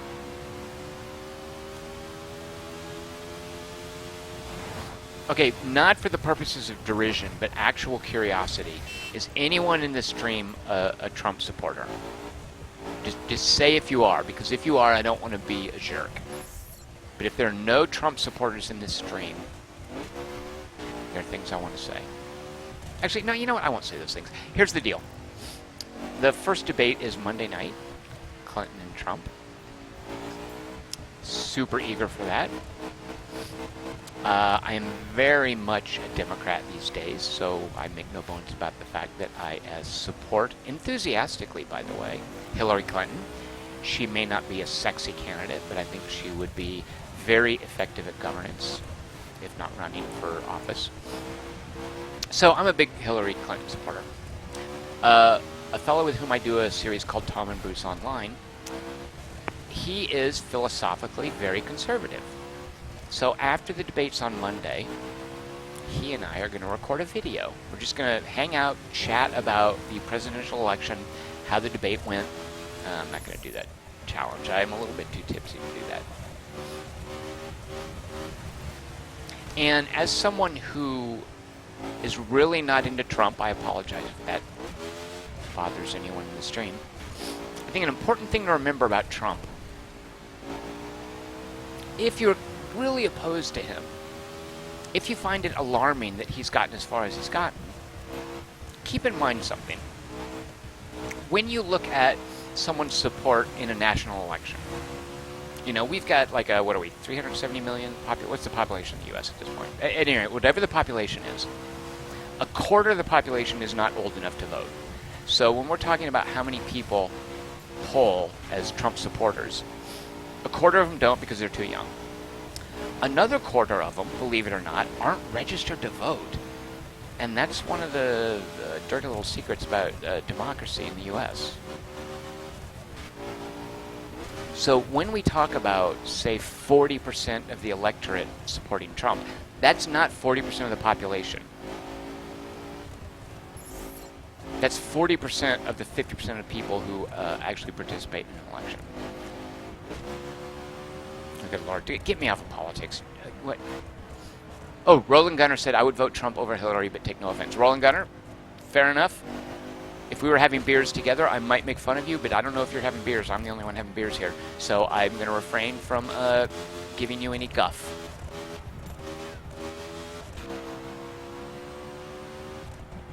Left Empty says, I love solitaire. Does that make one a Trump supporter?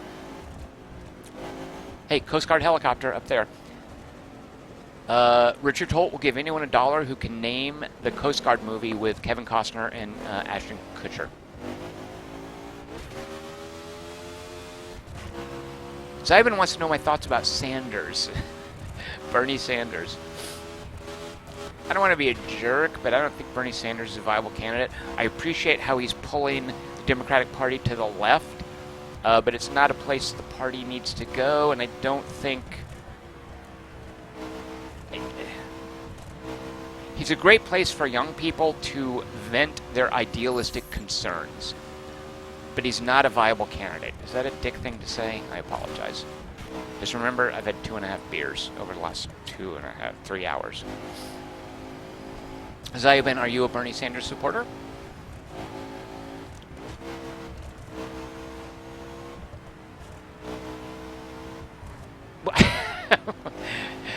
Francesco Petraccia, using actual math, is saying Trump has a 50% chance to win. And he's actually right. One of two things will happen on November... Is it the 8th when we vote? Trump will win. That's one thing. The second thing that can happen, Trump will lose. Those are two inevitable outcomes of the election. No matter what, one of those two things will happen. So there's a 100% chance of him losing or winning. So let's just go to some quick math. What's 100 divided by 2? 50. There you go. 50% chance that Trump wins. Tom MC guesses that the movie with Kevin Costner and Ashton Kutcher, which, to be fair, I couldn't think of the name of. I was hoping one of you guys would come up with it. Tom MC thinks it's the Guardian. I think you might be right. I was going to say something Bodyguard, but I think you're right.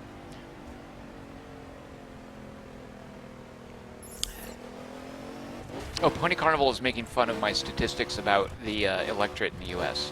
I think he's making fun of that. Sound and Fury wants to know, what is this bike? A Ducati what? Sound and Fury, let's pull over and take a look.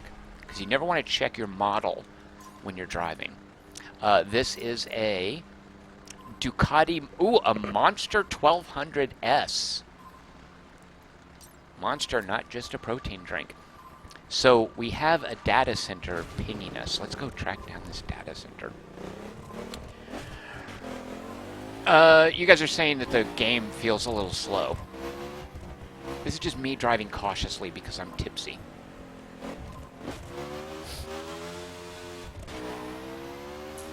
Okay, a data center somewhere. Where are we, by the way? Good Lord. We're at this little patch here. What? Oh, shoot a monkey. Alright, we are in... Oh, this is not the best way to find out where you are, by the way. Daytona. There should be an awesome racetrack around here somewhere, right? Zyobin, who I asked earlier if he was a Sanders supporter, says he's not really, and he's not even eligible to vote in the U.S., but he would have chosen Sanders over Clinton. Zyobin, you and a few 100,000 young people, idealistic young people as well. Okay, we're driving off-road at night. This is not safe.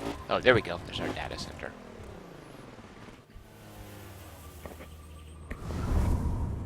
Here's Daytona. Lovely. Is Daytona like a sandbar? Look, look. See how real-time this is? You can see a player. Those little tags, those are players driving around. This isn't a canned cutscene. This is a real-time cutscene. Richard Holt says, I like Sanders' idealism over whatever Clinton represents, but I don't take him seriously. Zyban says, I was just curious if you have been a Clinton supporter from the start. Yes, absolutely. I've never been in the Sanders camp. I just got an achievement for accessing 3 data stations in the south. Can I drive through this? Oh, I can. It's quite a hedgerow.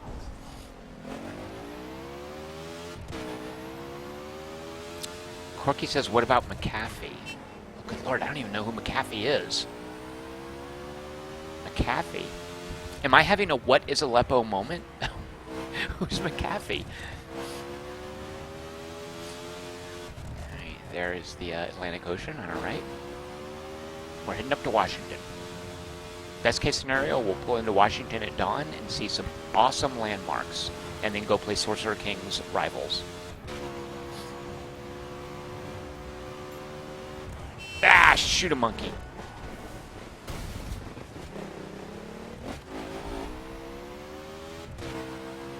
Colton Westrate says, McAfee gives great interviews, but wow. Is he the rent is too high guy? Who's McAfee? I would normally Google that. Matthew Mangy says, did I miss Tom getting drunk like a frat boy on spring break? No, you missed me getting drunk like a guy who doesn't drink, drinking 2.5 beers in 3 hours. Yeah, 3 hours, wow. You know what? Here, let me take another sip. Coming right up on 3 beers.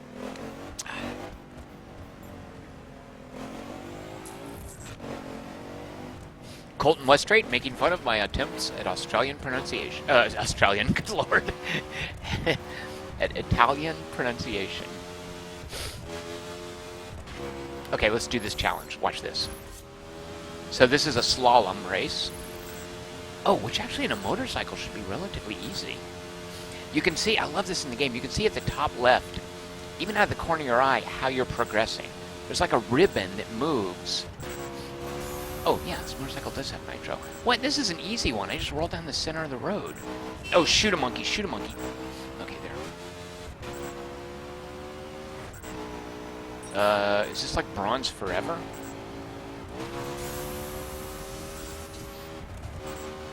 Yeah, this is the easiest slalom in the world. Oh my god, I'm doing it wrong. Oh, I'm such an idiot. Hold on. It's an easy slalom if you misinterpret the signposts. Those arrows are there for a reason. Oh, jeez of Pete. You want to go the direction the arrow is pointing.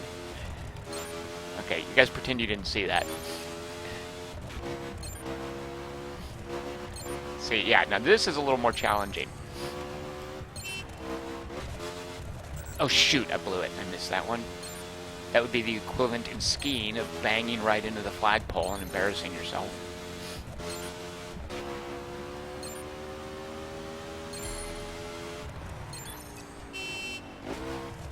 Oh shoot, I missed that one too. Sorry, I'm cussing at you guys here. Oh, do I have a silver already? Sweet. I wonder if it's way easier to do these in a motorcycle. Like, I would think motorcycles corner more readily. What? I thought I got a silver. Dagnabbit. You guys are laughing at me. Shut up. You should not do slaloms when you're tipsy. I was so confident in my abilities. Okay, hold on. AC Silhouette says, this might be the comment of the evening. I put the lol in slalom. Very nice, AC Silhouette.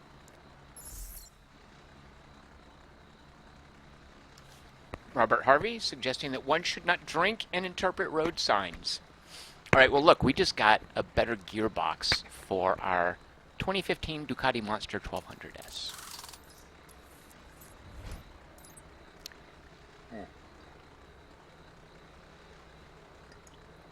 Okay.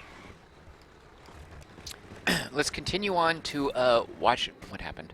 What did I just do? Okay, we're continuing to Washington, D.C. What awaits us in Washington, D.C.? Well, a new game of Sorcerer King Rivals. Do any of you guys know... Oh, we've got a car part. Should I chase it down? No, you know what? Forget the car part. I can't forget the car part. We're going to find it. Who can tell me what's the deal with Sorcerer King Rivals that makes it different from regular Sorcerer Kings? I couldn't quite figure that out. So each region, and there are 6 regions in the game, has 20 hidden car parts.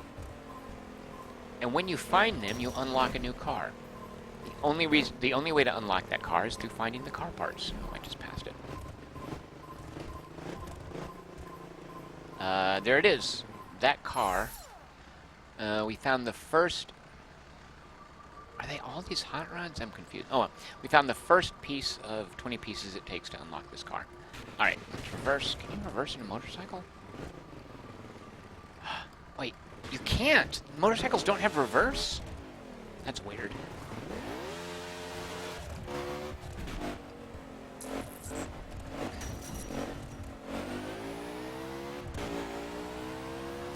Left Empty suggests that what's unique about Sorcerer King's Rivals is that it has multiplayer, which I'm afraid it does not. It's still single player only.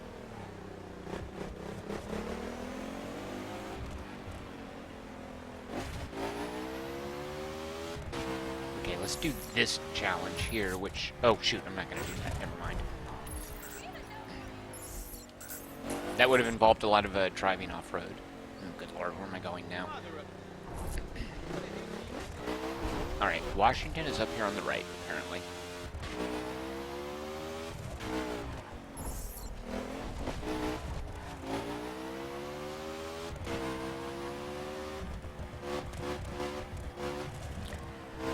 I kind of feel that multiplayer support in turn-based games kind of wasted development resources, right? Like, I can't think of it. Maybe it's just because I play board games, but I can't think of any turn-based game that I would bother playing. Chaos Reborn is one, just because the matches are so short. But a game like Sorcerer King Rivals, I would think that adding multiplayer, and that's one of those things where I just say that because I personally wouldn't use it. But Stardock has always been pretty good about understanding when they're focusing just on single player, like the Gal Civ games. Do any of those have multiplayer? I don't think so. Alright, here we go, heading towards Washington on a motorcycle. Bradley Steele says something that annoys me about the crew. Things like challenges are really seamless, but if you win a piece of gear, it stops you and briefly reloads you. I know, right? Hazy Silhouette says, I expected more traffic. Kind of a technical limitation. Like, there's definitely something weird going on with how many cars it can load at any given time. Oh, Richard Holt brings up Dune Wars for multiplayer. Richard Holt Dune Wars, which is a mod for Civilization 4, and easily one of the greatest mods. I think I would even put it above Fall from Heaven, the Derek Paxton mod. Just for how thematic it is and how it expresses things about the Dune mythology in gameplay language. I would say that's probably my favorite mod for Civ 4. But even that multiplayer, it's great, but I think I'd just rather play it single player. But yeah, that is a great example of turn-based gameplay. And I've certainly enjoyed it multiplayer. Actually, no, I haven't. I did it once with Bruce Garrick. And what we each did was we started a game. There's another weird purple car. Is that a player? We each started a game with the same conditions and then passed... No, we started a game and then passed it back and forth. to see how he would do. That is a player. Look. Hi, buddy.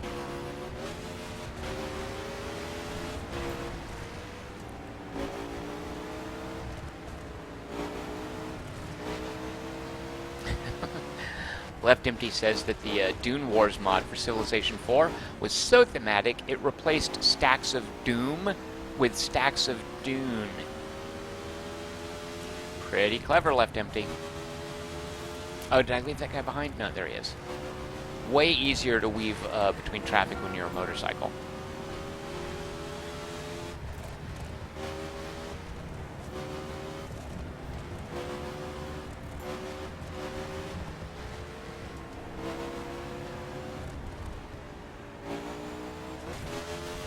See on the bottom right hand corner, because that's at a waypoint, it shows me my distance. Oh shoot.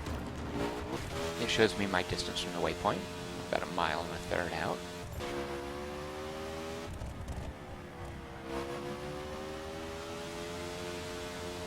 Oh, Rob Harvey says, I think Rivals is more traditional factions versus each other, rather than the semi-story of evading them. Evading and then defeating the Sorcerer King. So Rob Harvey, I don't mean to be glib, but doesn't that then mean invalidating what made Sorcerer Kings unique?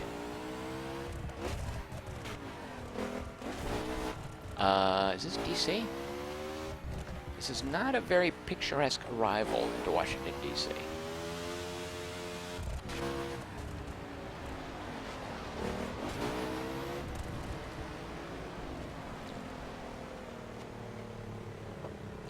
I'm within striking distance of finishing my 3rd beer.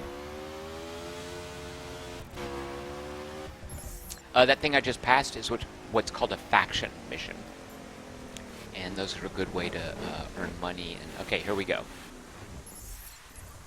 Okay, I'm going to look for a crew and see if this guy will play this mission with me.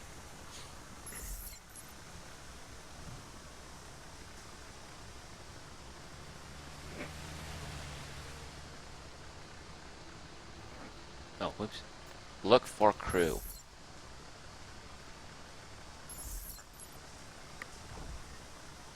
If this guy's parked here, why is he not wanting to play this mission? Dude, look for a crew.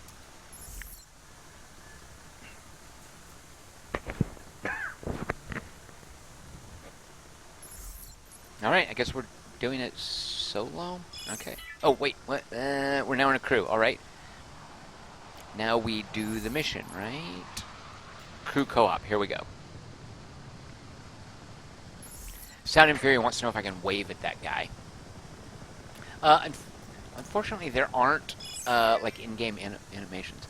He refused my mission proposal. See, these are the perils of democracy, you guys. Alright, fine, I'm gonna do it solo. Hey man, screw all this making money bit by bit crap.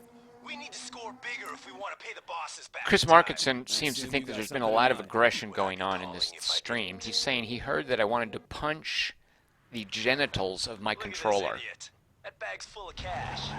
Markinson, I have no idea what you're talking about. That's a terrible thing to say. Oh, I'm in my BMW. This is my highest level street perf car. Or street spec car. Street and perf are different. Street specification car. My BMW. Here I go. I get to drive it. Oh, good lord, one of these. Okay. This is, so I basically have to smash this car's hit points. It's going to drive on a pre-designated course, path. And each time I bang into it, it does some damage to it. These missions are kind of love them or hate them. Like, some people hate them, and I can understand why. There are definitely some driving model shenanigans going on here. Oh, shoot a monkey. Like, sir, I just overshot the guy. Get in front of me again, you jerk. There, okay, I just tapped him. A little bit of a kiss. Oh, let's get this the right way. Here we go. Actually, no. For banging into someone, you want the external view.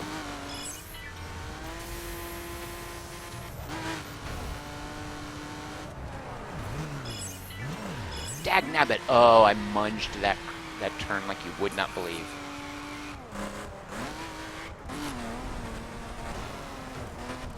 So the thing about these missions is that even if you fail them, or especially if you fail them, you will learn the car's route eventually. Watch this. Oh, yeah. Oh, shoot a monkey. Oh, come here, you. Oh my God, you are such a dill hole. My prediction: we're gonna have to play this mission a second time before we go to Sorcerer Kings.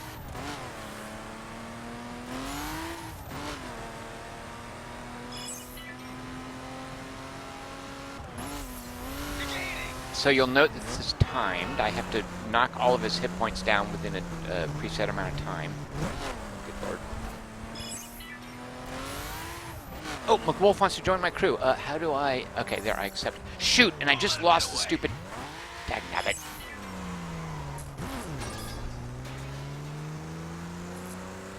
Alright, I'm now in a crew with someone who we've seen sometimes in the channel.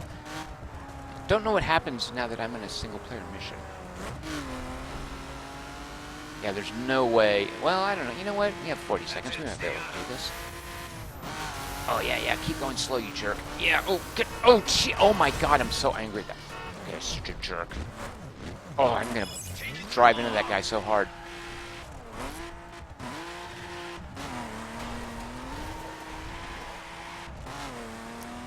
Beer and takedown missions don't go together.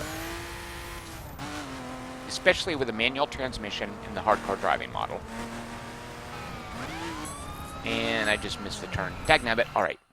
This is the equivalent of rage quitting. I'm hitting retry.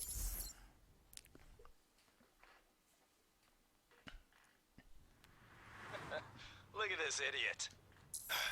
Destroy this guy. Alright, here we go. I have a good feeling about this run. He's going left or right? He's going right.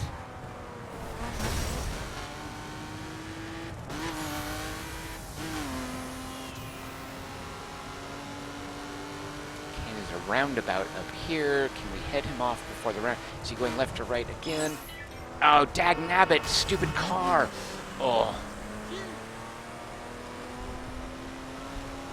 Yeah, here we go. Oh, you jerk. Why would you turn around? Oh my God, we munged that turn so bad. Are you losing him? You're losing him.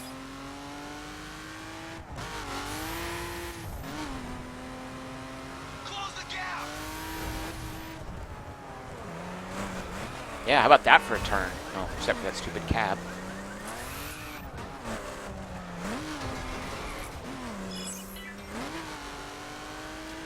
People leaving and joining our crew. Look, he's going to turn left. Oh, no, he's not. Shoot. Washington Monument on the right. We are totally in Washington. Oh, my God. Oh, if I lined that up better, I could have totally smacked into him.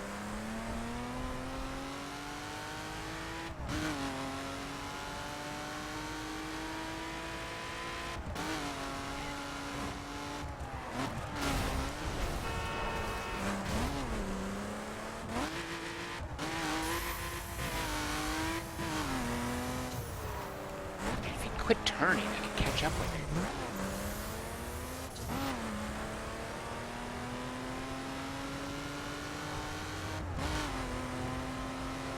Oh my God, stop turning, you jerk. Oh my God, oh.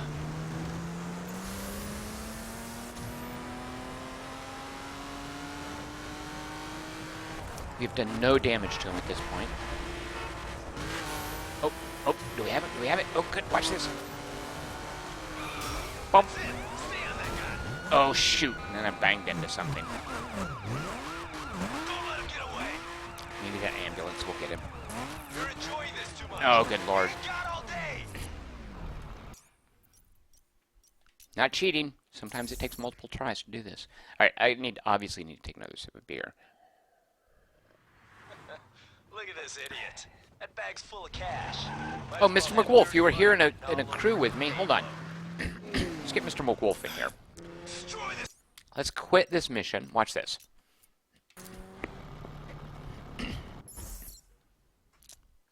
So we're back in free drive. Now we are going to suggest the mission. Let's see, am I in a crew with... Where's my crew interface? On the right, it should show me, although I think I turned it off, who's in a crew with me.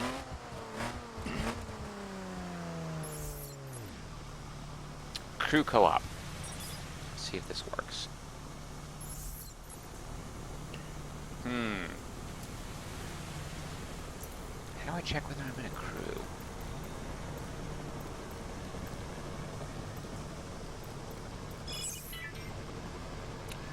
Alright, there's some dude in my crew. Alright, I'm gonna leave this crew with that guy. Forget him. If he doesn't want to do this mission, I'm kicking him out. Oh. Oh, Mr. McWolf wants to join. Alright, good. I'm joined with Mr. McWolf.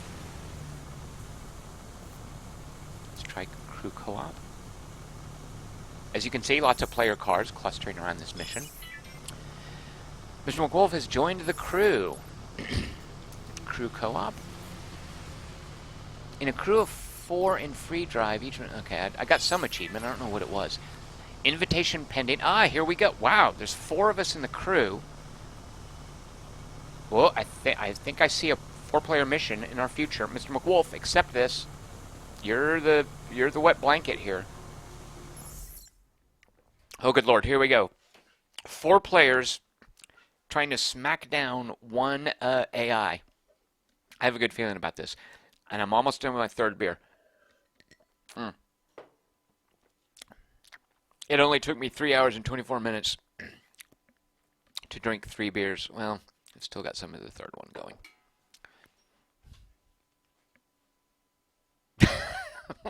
Hey, Hazy Silhouette found an emoticon for shooting monkeys.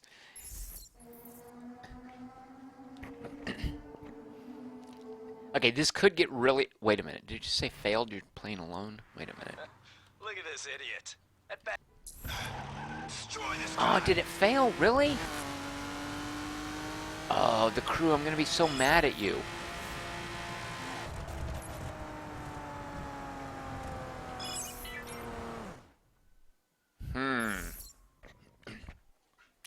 Yeah, so 4 players, we might all get in each other's way. Like, this could be counterproductive. Let's see.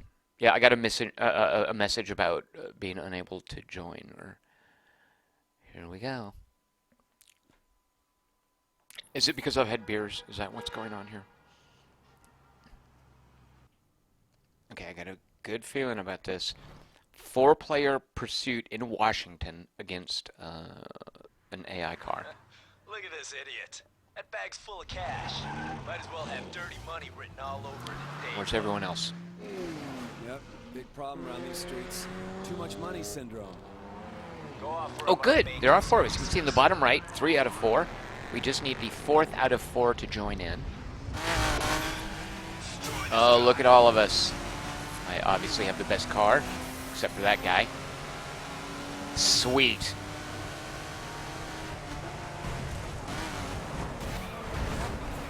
A little warping.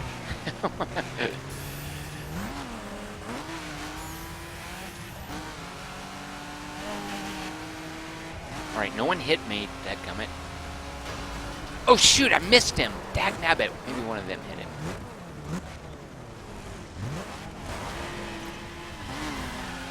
He's over to my right. I'll get him when he comes up beside me. What's going on? What's going on? He's right behind me. Why aren't you guys hitting him? Oh, did I screw up? Alright. Good lord, I've fallen behind. Everyone else is playing this mission except me. To be fair though, they probably have not had 3.5 beers.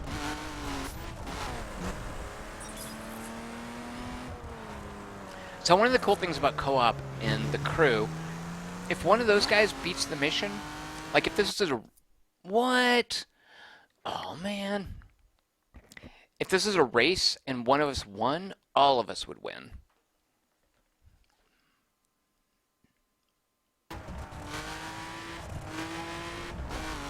Alright, did we lose someone? No, he's still in. Close the gap! That's it, stay on him. Oh shoot. Oh, there. Haha. I did absolutely nothing to contribute to that mission, but I have now beaten that mission. Yep. Oh, and I came in third place. Whoever the fourth player was that you, Mr. McWolf? I beat that person. I was way better than him or her. I got an awesome weight reduction for my BMW. I will take that. And let's check the leaderboards. Let's not check the leaderboards. Let's get out of the leaderboards. Fourth place. Good lord. Hazy Silhouette wants to know about the scaling, whether or not the boss has more hit points in 4-player. Hazy Silhouette, I don't think so. That's the thing about co-op in the game, is if anybody prevails against the normal conditions, everybody prevails. Oh, Corky says that 3 out of 4 was the number of people that voted to skip the cutscene. There's Mr. McWolf. I just banged into his car. And I just got a Uplay achievement.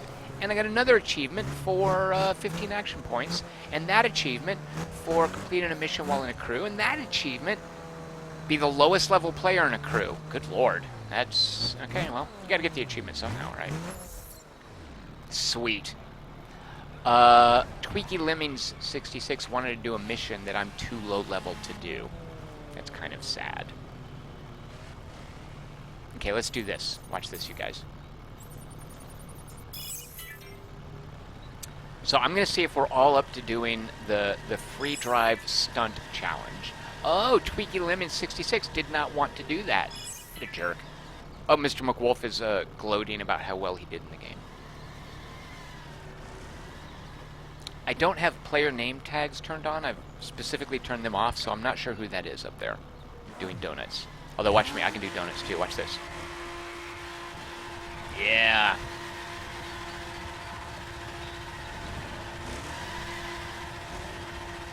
Alright, that's gonna make me sick.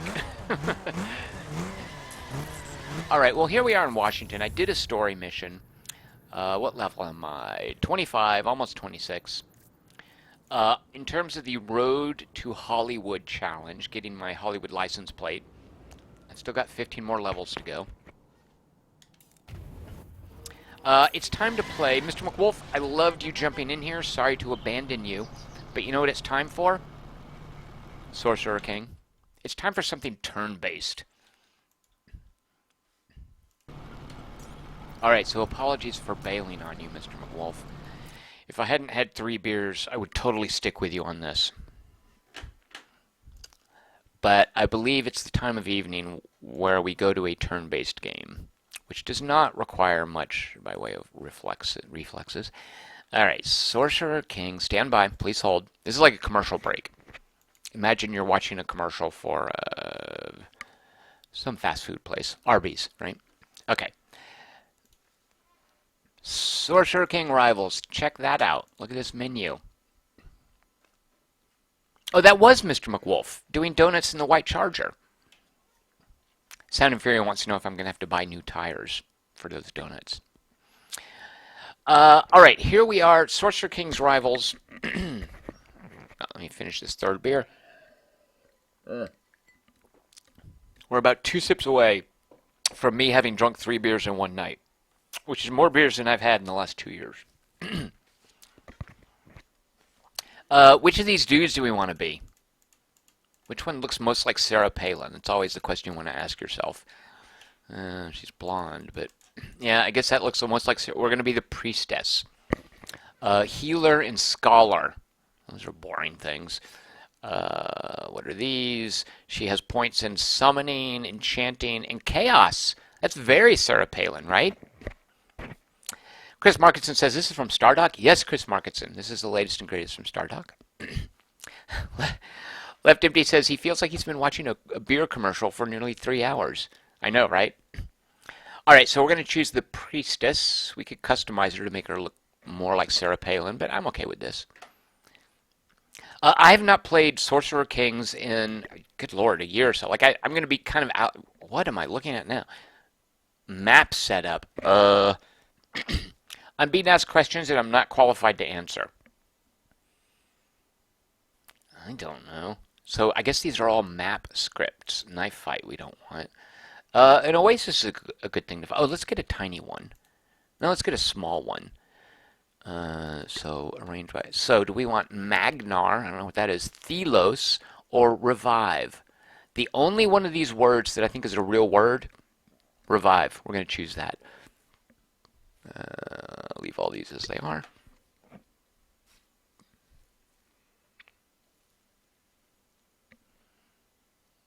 What just happened? I'm looking at a stream, at a Steam front end. Oh, I was. Good lord. Next, there we go. What? Neutral factions. Okay. They build cities in normal way. I guess this is what makes it different from regular Sorcerer Kings. Is I'm playing against these guys. Paradin. If you've played Fallen Enchantress or Sorcerer Kings, you know these guys. Don't know who Ceres's legacy is. Frozen Realm. They look like ice dwarves. Yeah, let's take it. I don't know what else to press.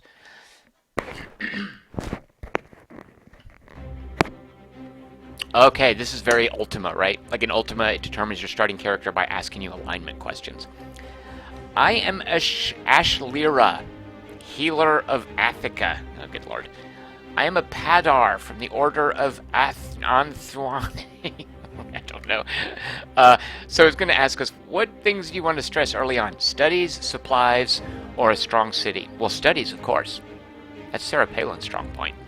Do we want mana, magical techniques, ruling techniques, or backup? I don't know. Ruling techniques. It's Sarah Palin's big deal. I think you always get this. We're going to just say, we don't want to screw up. Now, have they changed this? I don't think they have. My contention, if you're playing a game that has stats, like, say, compassion, and you want to know your character's compassion stat, look, I've just got +1 compassion, and then I have skill points. These are easy enough. So I have +1 compat... all right.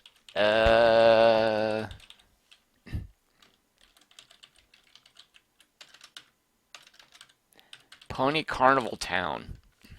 There. Scouting report. Okay, never mind. These tutorial messages, because I haven't turned them off, it's going to tell me basic, hey, dumbass, here's how you play the game, whatever. I have +1 compassion, right? That's great. My compassion stat just went up 1.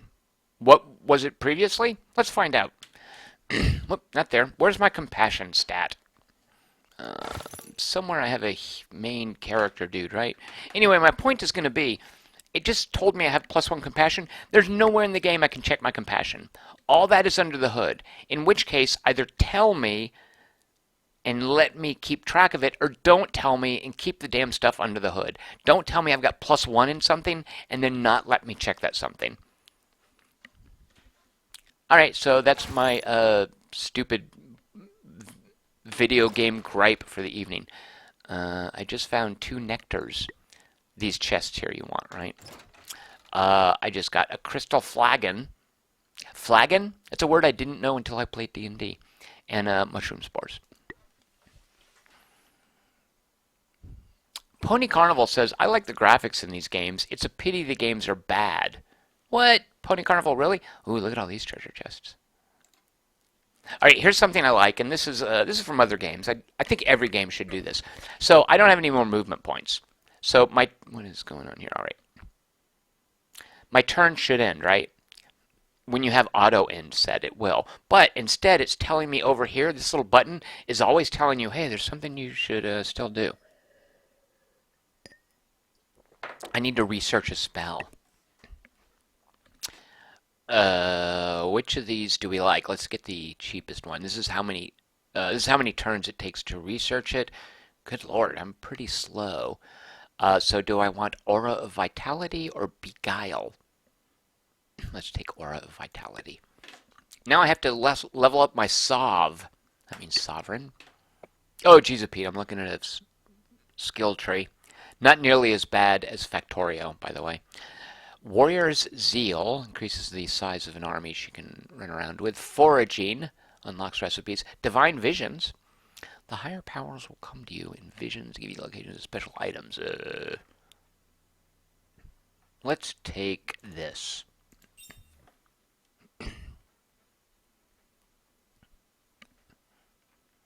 Now we have idle cities. What is Pony Carnival Town going to do?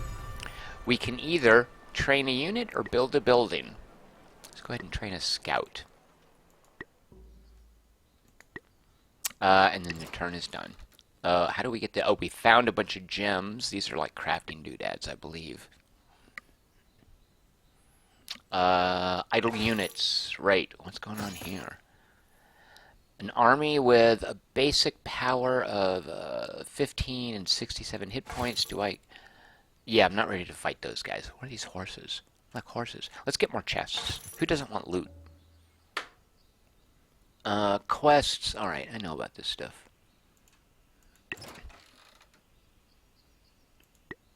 Oh, an empty chest. That's lovely. Gems. I think I use those for crafting. Idle units, right? Still. Where's all the chests? Look at all these chests. Let's grab these. Look! See, Pony Carnival says this game is bad. Look at this. Choice and consequence.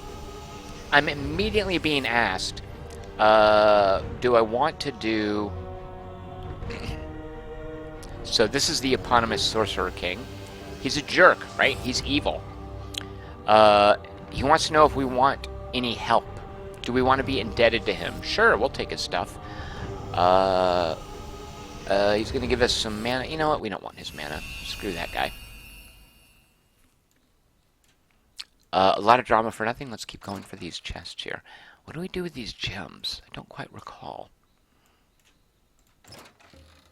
We found flagons.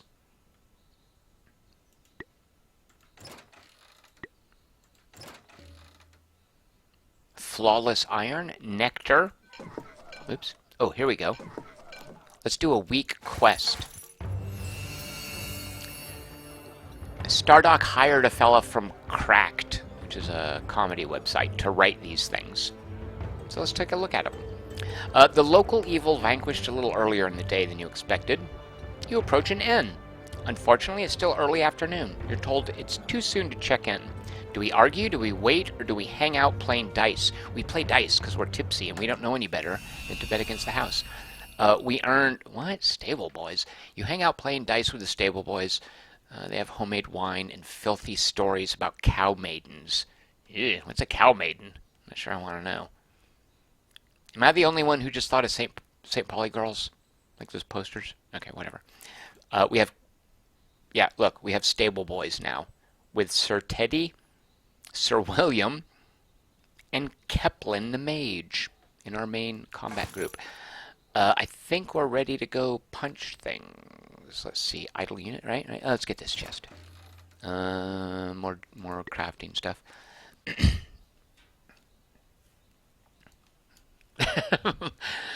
Pony Carnival is making fun of me for characterizing Cracked.com as a, quote, comedy website. Oh, can we punch these guys? No, we're not. 81, 81. I don't know that we're ready to punch those guys. Yeah, we're not ready to punch those guys yet. Let's go over here. Let's go over here. Let's get this chest. I don't know if this stuff is helping us much. Let's find the weakest thing we can go punch. Oh, these guys I think we can punch. Alright, do we want to have a battle, in which case the predicted result is uncertain, which means it would be close. Now, when you see these predicted results, if you've had beer, immediately subtract 2 levels from whatever this prediction is. So 2 levels down from uncertain is imminent disaster. Let's find out if that's true.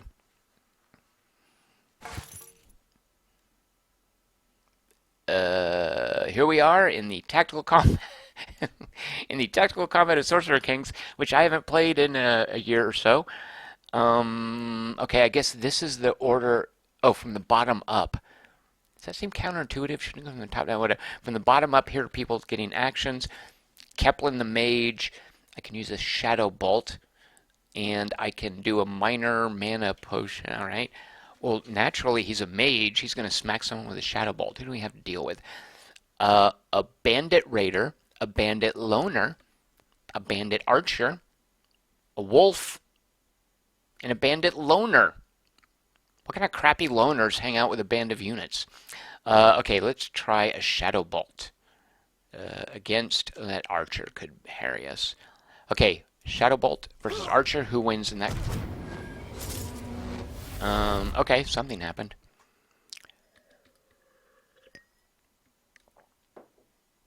Francesco Petraccia claims to have had 2 martinis. Francesco, good work. I think you trump my nearly 3 beers. I'm still 2 sips away from 3 beers. And I pledge not to end this stream before I've begun my 4th beer. That is my pledge to you, the viewer. After 1,000 subscriptions, that's what I'm here to do for you guys.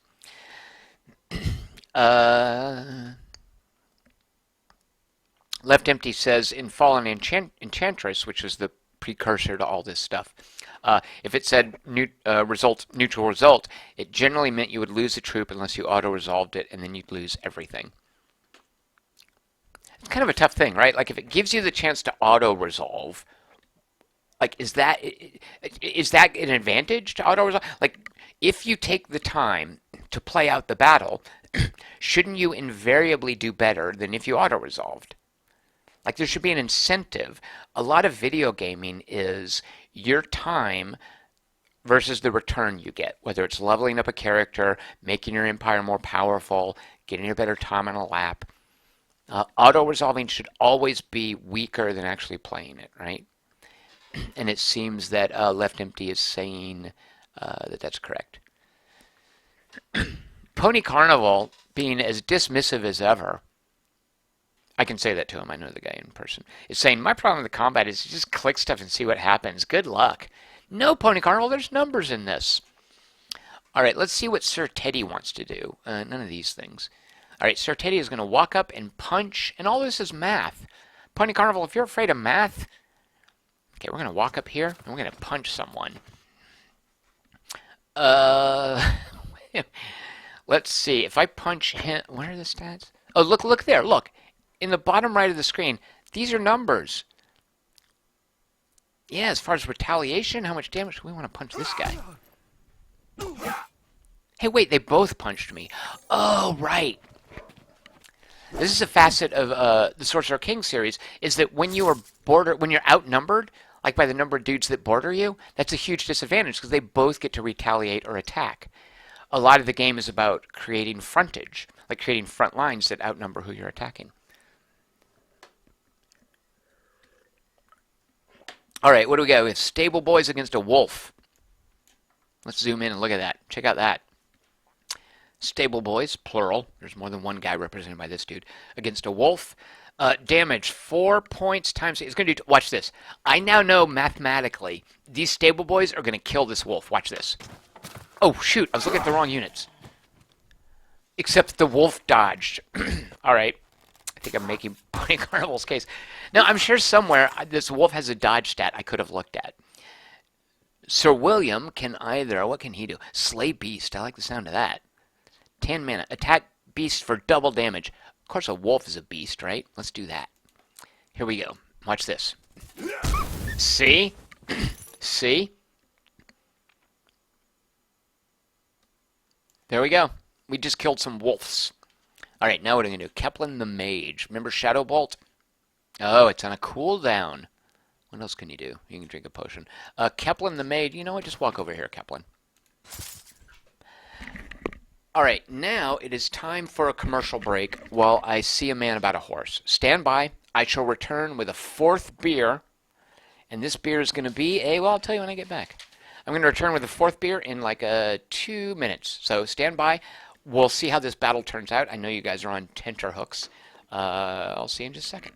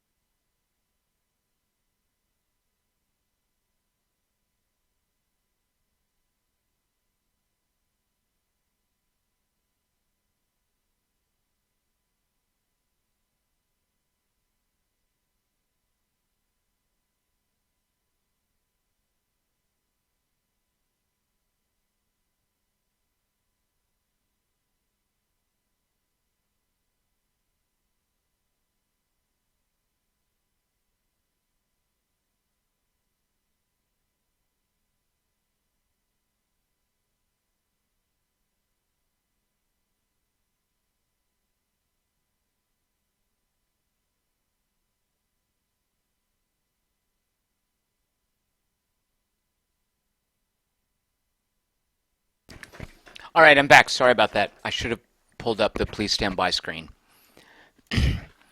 Uh, Bradley Steele says, fourth beer, absolute madman. Yeah, we're going to get to that in just 1 second, Bradley Steele. Let's see. Chris Markinson wants to know if I've been taking votes for Request Wednesday because he's putting down Vietnam 65. Chris Markinson, we are definitely taking votes. I'm putting you down for Vietnam 65. Chris Markinson, you keep voting for that out of curiosity. And I don't object. I love that game. What is your attraction to watching a stream of Vietnam 65? Have you played it? Are you curious about it? I love that you keep picking it. I recently spent a fair amount of time with that game on a long transatlantic flight. Quite enjoyed it. All right, let's get into the beer thing. Before Francesco Petraccia, and after 3 beers I'm allowed to butcher your name, wants to know how many horses I've actually bought. Where does see a man about a horse come from? I mean, it's a way less crass way to say, you know, like the other, like drain the lizard. Good Lord, don't physically reference your genitalia. That's just crass. See a man about a horse, way more civilized.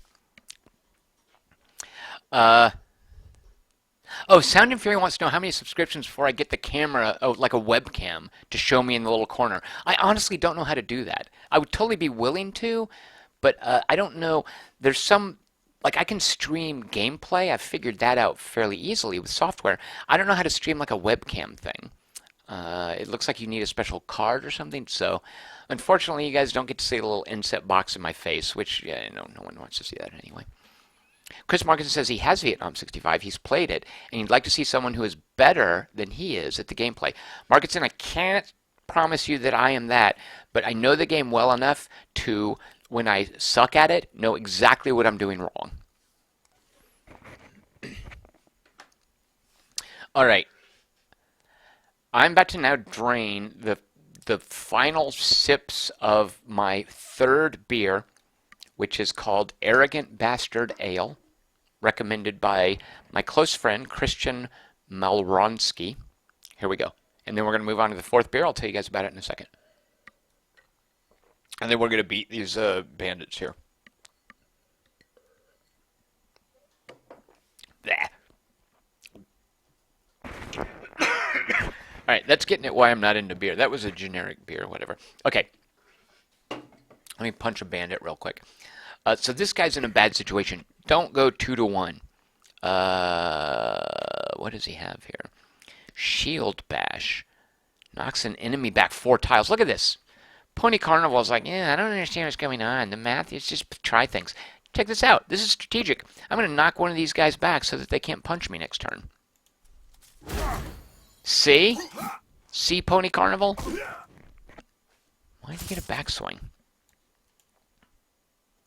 Here we go, Stable Boys. They can punch this guy. Yeah, let's just right click. Because there's a whole bunch of them. They gang up on him. That wasn't much of a ganging up.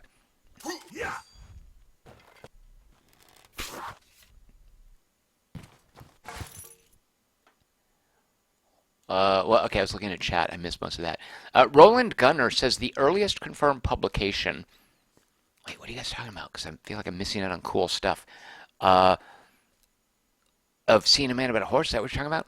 Is the 1866 Dion Boucicault play Flying Scud, in which a character knowingly breezes past a difficult situation, saying, "Excuse me, Mr. Quayle, I can't stop. I've got to see a man about a dog." I understood about a third of what Roland Gunner typed, and it was awesome. Zybin says he'd love to see my face up in there. Zybin, that's very kind of you, but you're insane. JC Lebedev heading off for the night. JC Lebedev, the night's early because I'm about to have a fourth beer. I don't know what your deal is, lightweight. Yep, I shield bashed someone 40 feet away. All right, this beer. Check my notes here. Oh, yeah, it does say. This is even goofier than Arrogant Bastard Ale. This is called Who You Callin', and by Colin, not like Colin Firth, not like Colin. Who's another famous Colin? Who's the guy in Who's another famous Colin? Colin Hanks. Not like those guys. Colin, Callin apostrophe. Who you callin' wussy? And this is by Arrogant Brewing. Not to be confused with Arrogant Bastard Ale. Christian says it's an offshoot of Stone Brewery. Okay.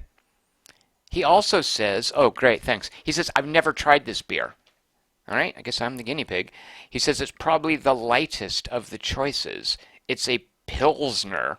I don't know what Pilsner is. I've heard that word. And the reviews online look very good. All right, here we go. We're going to try Who You Callin' Wussy. Hear it opening? I guess I'm supposed to pour it into the cup again, right? Who You Callin' Wussy beer?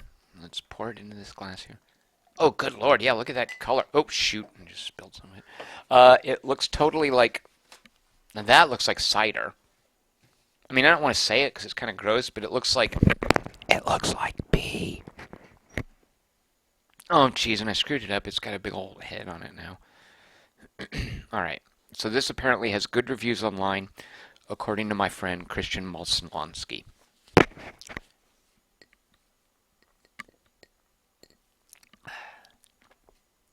Yeah, that's what I figured beer tastes like, just beer. Alright, whatever. Alright. Yeah, sorry. That is the beginning of our fourth beer of the evening. Let's see, it's almost 10 o'clock. 4 hours ago we started drinking beer.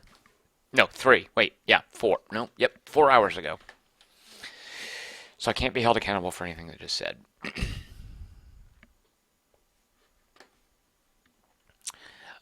Hazy Silhouette says it sounded like a pop top. Yeah, it's one of those, tab things. It's another can of beer.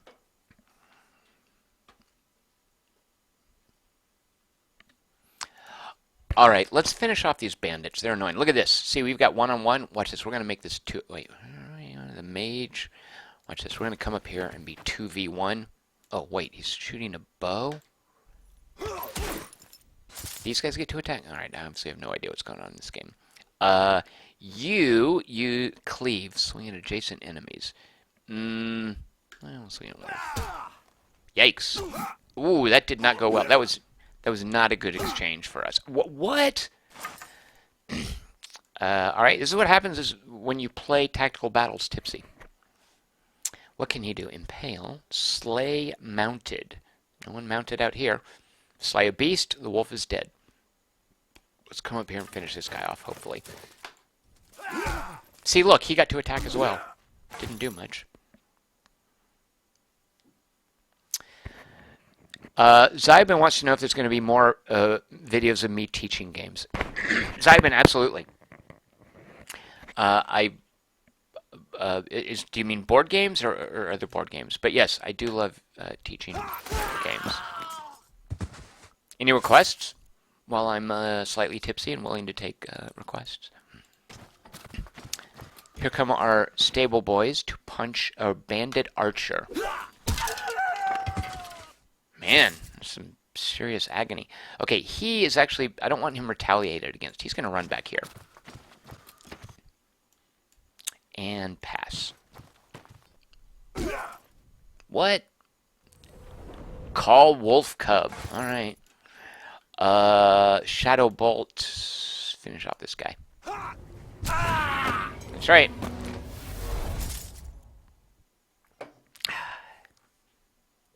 Yeah, that beer's kind of gross. I mean, whatever. I'm sure if you're into beer, it's okay.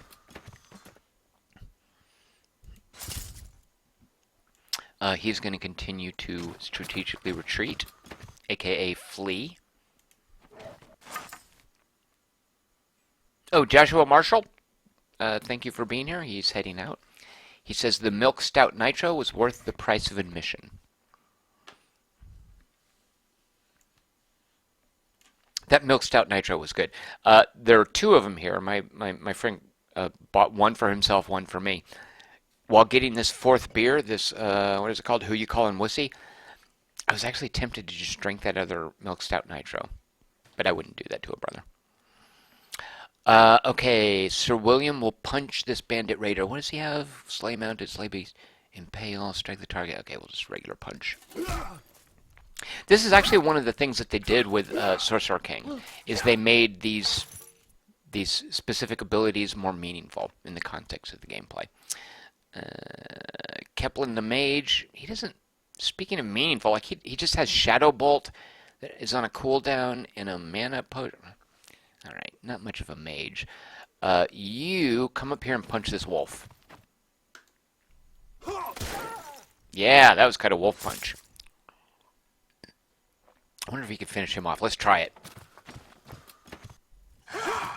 Oh my god. Uh-oh. This does not look good. You finish this person off. Okay, finish that wolf off before it kills Sir Teddy. Nicely done, whoever you are. Who is that? Whoa, whoa, whoa, whoa, whoa, whoa. What? What? Did we just lose someone? Oh, you jerks. Who did we lose? Who was it? Oh. This is why you should not play Sorcerer King while tipsy. Well, at least I won whatever all this stuff is. Okay, now I have a scout. Oh, good lord. Okay, yeah, we're back. Sid Meier once, I think this is one of the most canny observations Sid Meier has ever made. In talking about the Civilization series, he explained why it doesn't have tactical combat. And I feel like he was talking to guys like me who might have had a few beers over the course of the evening. The disconnect between playing a tactical battle and then being returned to this screen, like what I was just doing, I don't even remember. Where's the dudes who did that? The moment you're playing a grand strategic game like this, a 4X, and you take someone out of that game and you put them into a separate game, Master of Orion's Tactical Combat, for instance, you're giving him or her two separate experiences. And as much as you connect those two separate experiences, there's always going to be this cognitive dissonance between jumping back and forth. I don't remember what I was doing. I mean, sure, I've had beer, fair enough. But one of the great advances of, I think one of the choices that Sid Meier made, and this has persisted throughout the Civilizations, is don't take me to a separate tactical combat. You know, I'm either playing a strategy game or a tactical game. The creative assembly games, as much as I love them, Total War Warhammer is amazing. It still has that problem. There's a strategy game and a tactical game you're playing, and although they're interrelated, they're two separate games. And if I wanted to play a tactical game, I'd play a tactical game. If I wanted to play a 4X, I would play a 4X. When I play Total War, as much as I love those, I'm forced to basically divide my attention between the two. All right, there's me on my soapbox. We have a scout to explore. Let's see what's over here. I have quick movement on, so what are these things? Shoot, I don't want to fight those wolves. All right, champ level up. Ah, another skill tree. This is the smaller skill tree for the intermediary sort of heroes. What do I want? Yeah, swiftness. I can't take it. There we go. An idle city, Pony Carnival town. Built a scout, and now let's see what kind of buildings we can make. A barracks, a garden. Food increases the size of your cities. It grows your cities. Let's build a garden. Left Empty points out, maybe that's why Master of Magic is so fondly remembered. Even playing it now, that split is very limited. Richard Holt says, well, this is certainly more colorful than Elemental. I do like the look of it. And I think this is 3D. Can I move the game? Yeah, look at there. That's very quaint. Like this kind of tilt shift. I mean, it's not the tilt shift photography, but very quaint little graphics, right? I like the city growth in this as well. As you build cities, you expand them out. Do you guys know the game Endless Legend? That had some great city growth as well. Idle unit. Here's my decimated army. This This is something, right? Okay, a clay pit. In order to claim this, I need a city. Oh, right, I remember these. Shards. Also, like in Seraph, the game I was showing you guys earlier. Shards, that had shards. You need to increase your like city radius to control these. So, what is that?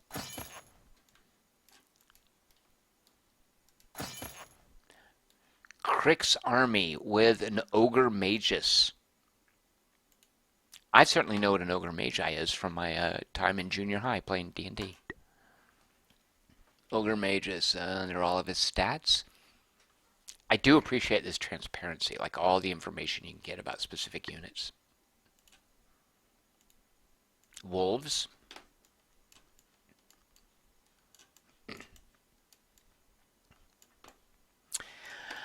Alright, so just to let you guys know, I'm not sure I'm going to make much progress here. Oh, cloth map. I love that cloth map. You can actually play the whole game from this perspective. Each of these is like a unit.